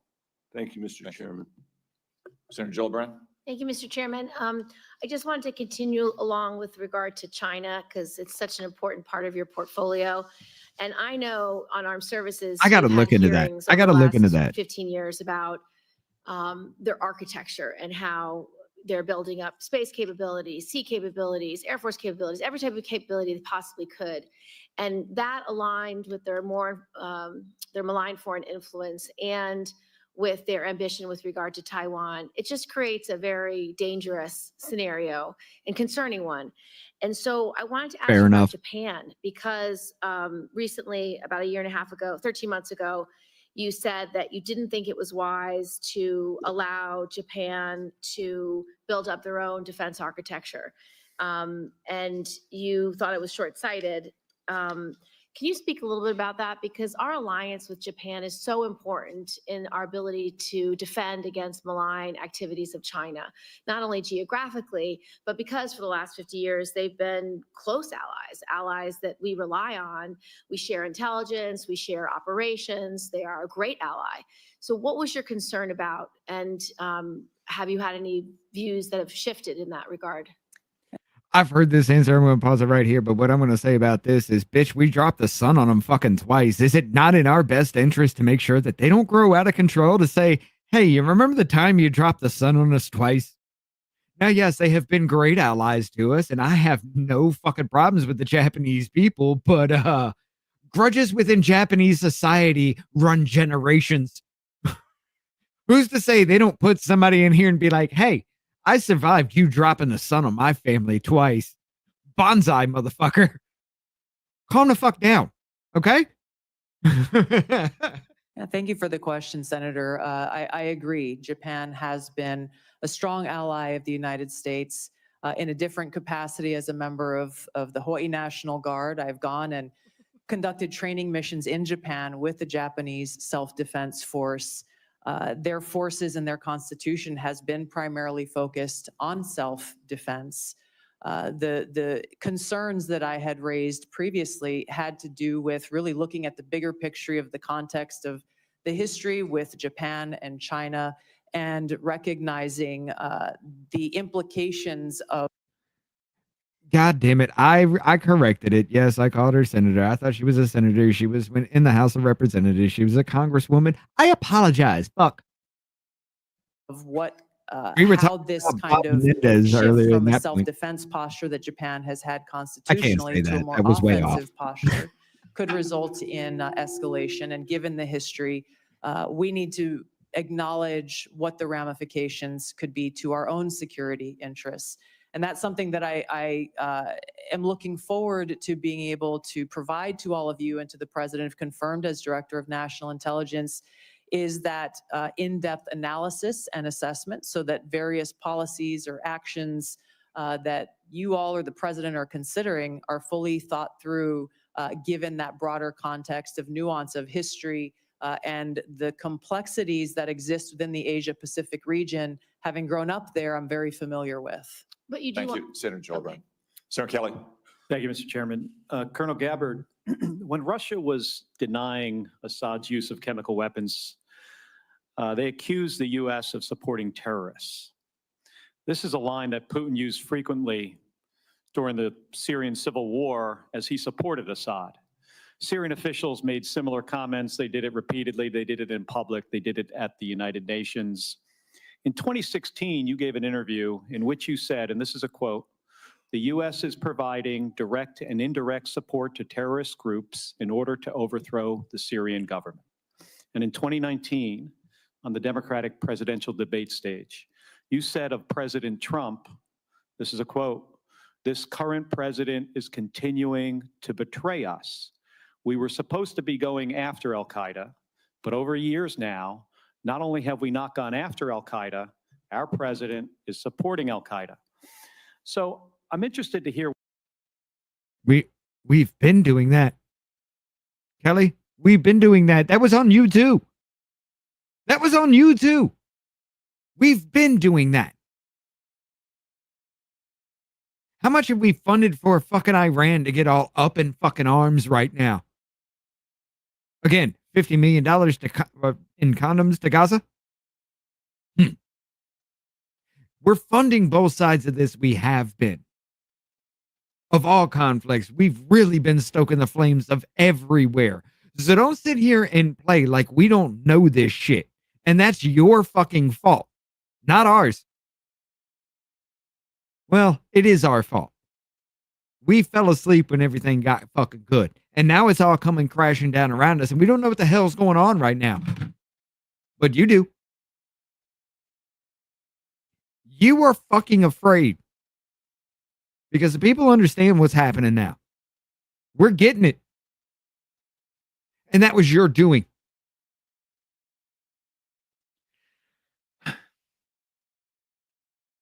I'm still going to play nice for YouTube. What was your goal in saying these things? And did you consider, before saying them, the motives of Iran and Russia, what their motives might have been before making these claims? Senator, as someone who enlisted in the military specifically because FISA. of al-Qaeda's terrorist attack on 9/11 and committing myself and my life to doing what I could to defeat these terrorists, it was shocking 100%. and a betrayal to me and every person who was killed on 9/11, their families and my brothers and sisters in uniform. When as a member of Congress, I learned about President Obama's dual programs that he had begun really to overthrow the regime of Syria and being willing to, through the CIA's Timber Sycamore program that has now been made public, of working with and arming and equipping al-Qaeda in an effort to overthrow that regime, starting yet another regime change war in the Middle East. DOD train and equip program, again, begun under President Obama, is widely been known, looked at and studied, that ultimately resulted in over $500 million being used to train who they called moderate rebels, but were actually fighters working with and aligned with al-Qaeda's affiliate on the ground in Syria, all to move forward with their regime change and not acknowledging what was obvious at the time and what has unfortunately borne true, which was that a regime change war in Syria, much like the regime change wars in Iraq, the toppling of Gaddafi and Mubarak, while these are all dictators, would likely result in the rise of Islamist extremists like al-Qaeda taking power. I shed no tears for the fall of the Assad regime, but today we have an Islamist extremist who is now in charge of Syria, as I said, who danced on the streets to celebrate the 9/11 attack, who ruled over Idlib with an Islamist extremist governance, and who has already begun to persecute and kill and arrest religious minorities like Christians in Syria. I understand. Why that should be acceptable to anyone is beyond me. It shouldn't is be. certainly And I not in our understand, and interests. I appreciate your answer, and thank you. My concern has to do with the the tendency to repeat Russian and Syrian, and even in some cases, I think we'll get into in the closed session, Iranian just told you. information, and to discount what comes from our intelligence community. Senator, you. every American deserves to know that people in our own government were providing support to our sworn enemy, Al-Qaeda. That should not be That's acceptable treason. by anyone. Thank you, Senator Kelly, Ms. Gabbard. In conclusion, Senator Warner. Yes, thank you, Mr. Chairman. You know, one of the things I love about this committee, and I know folks who are here from Ms. Gabbard may not fully realize, but this has always been a bipartisan committee. And you know, my friend Richard Burr, who said we always kind of followed the truth. One of the things I was always proud of, and the very challenging Russia investigation was, you know, people would come in, they didn't know whether the staffer was a Democrat or Republican, because we were all looking out for the same thing. Ms. Gabbard, I support and commend you for your service. But we have heard this morning taking some There you individuals' go. Licking your lips advice again. on chemical attacks, not taking American intelligence community that, as we subsequently discovered, had iffy ties, not enough due diligence. We've heard this morning on your trip to Lebanon that you weren't fully aware that the folks who originally paid for the trip had these relations and ties to the Syrian party. I know I've asked you, and I understand on the trip that you said you met with Shia religious figures and you didn't know who were there, who they were. I can understand that, although I can't imagine Shia religious figures that in the Bekaa Valley that didn't have ties to Hezbollah. So because she went over there, being somewhat of a diplomat kind of situation for the United States of America, and she had a meeting with people that you don't like, that you deem to be an enemy, to figure out why the fuck they're going against somebody that you deem to be an enemy.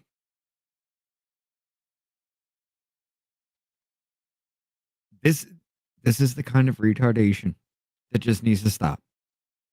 It needs to stop. You are covering this up. You are implicit in it.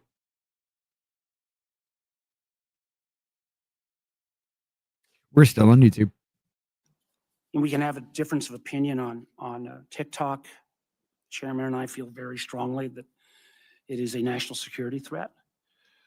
On 702, I'm candidly confused. I thought you answered Senator Wyden, you're in favor of a warrant. Senator Cornyn, I'm thought you backed off of that. And then on Edward Snowden, you won't back off of Brave. You won't back off of your legislation. You won't call him a traitor. And I think again about this is being watched by our allies around the world. I think even RT's been tweeting about it today, blasting me. And the men and women of the intelligence community. I don't know how. What about the American citizens that blasted the fuck out of you for this? If under your leadership, if somebody else stepped out, that you wouldn't take the same position that you've not walked away from on Mr. Snowden. So I guess my last question, this is one I think was in some of the press, and I believe you and your husband took a trip to Rome last summer. And you know, I'm not talking about the conference. I think you didn't ask who paid for the trip. I just want to get this off the record right now. Not if you and your husband reimbursed, but did you pay for the trip in the outset? Or Every step of the way. There was who a made the booking? nonprofit organization that was coordinating with the Vatican to set up this meeting that was centered around peace and security interests in the Western I'm not Hemisphere. going to go into. That I paid just for want the to just trip. make sure. So you didn't understand your trip was paid for by a gentleman named Pierre Louvarier and the Clementi Foundation. The nonprofit, Okay, my I just say, understanding, this- was there is paid extensive records of- paid for the trip. Mr. Louvarier has enormous ties to Konstantin Malovov. I'm mispronouncing his name, but who is somebody that America has sanctioned.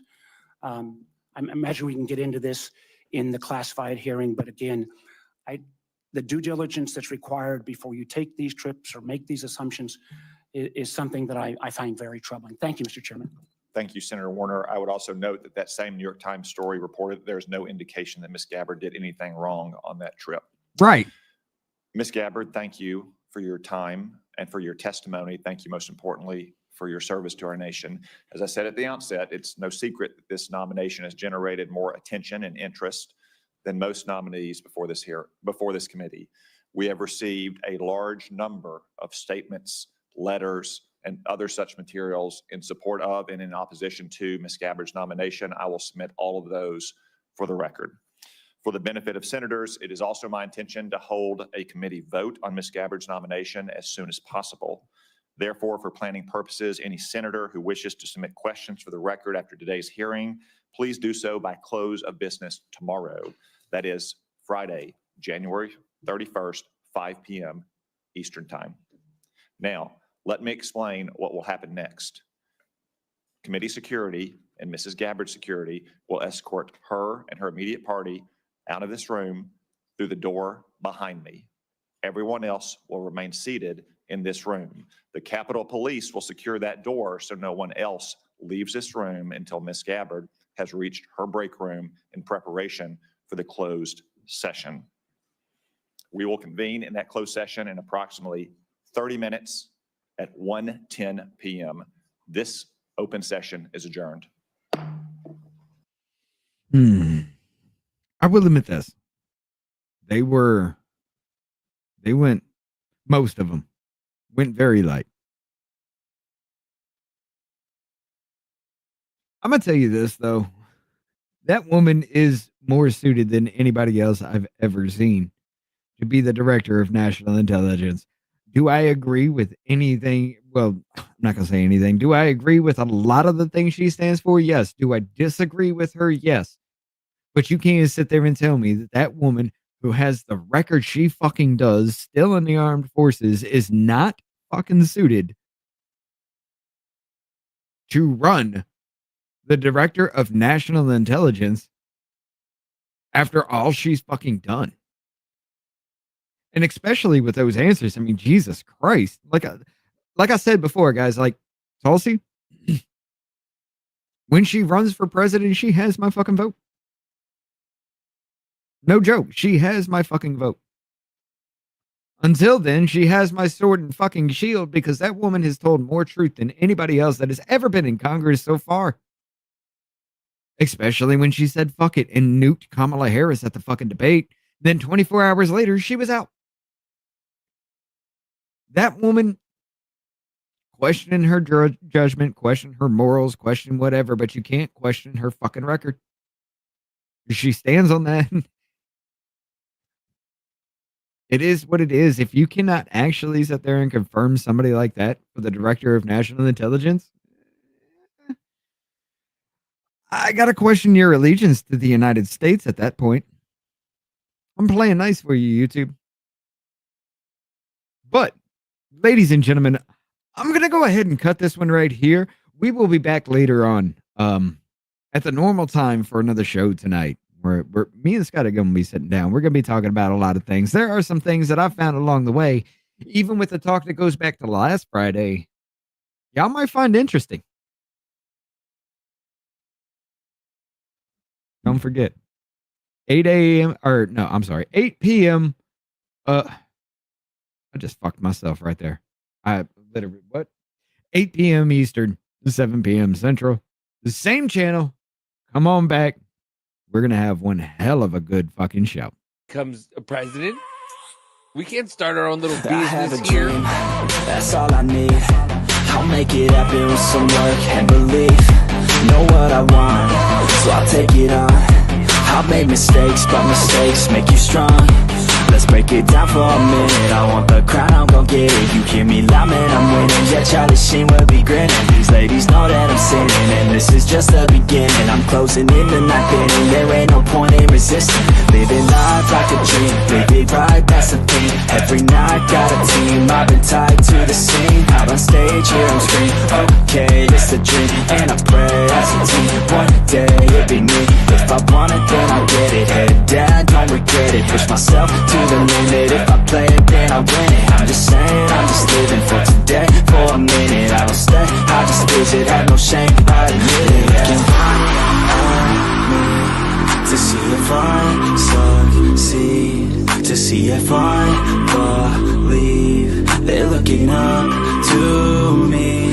They want want the best of me now, best of me now, best of me now, best of me. They want the best of me now, best of me now, best of me now, best of me.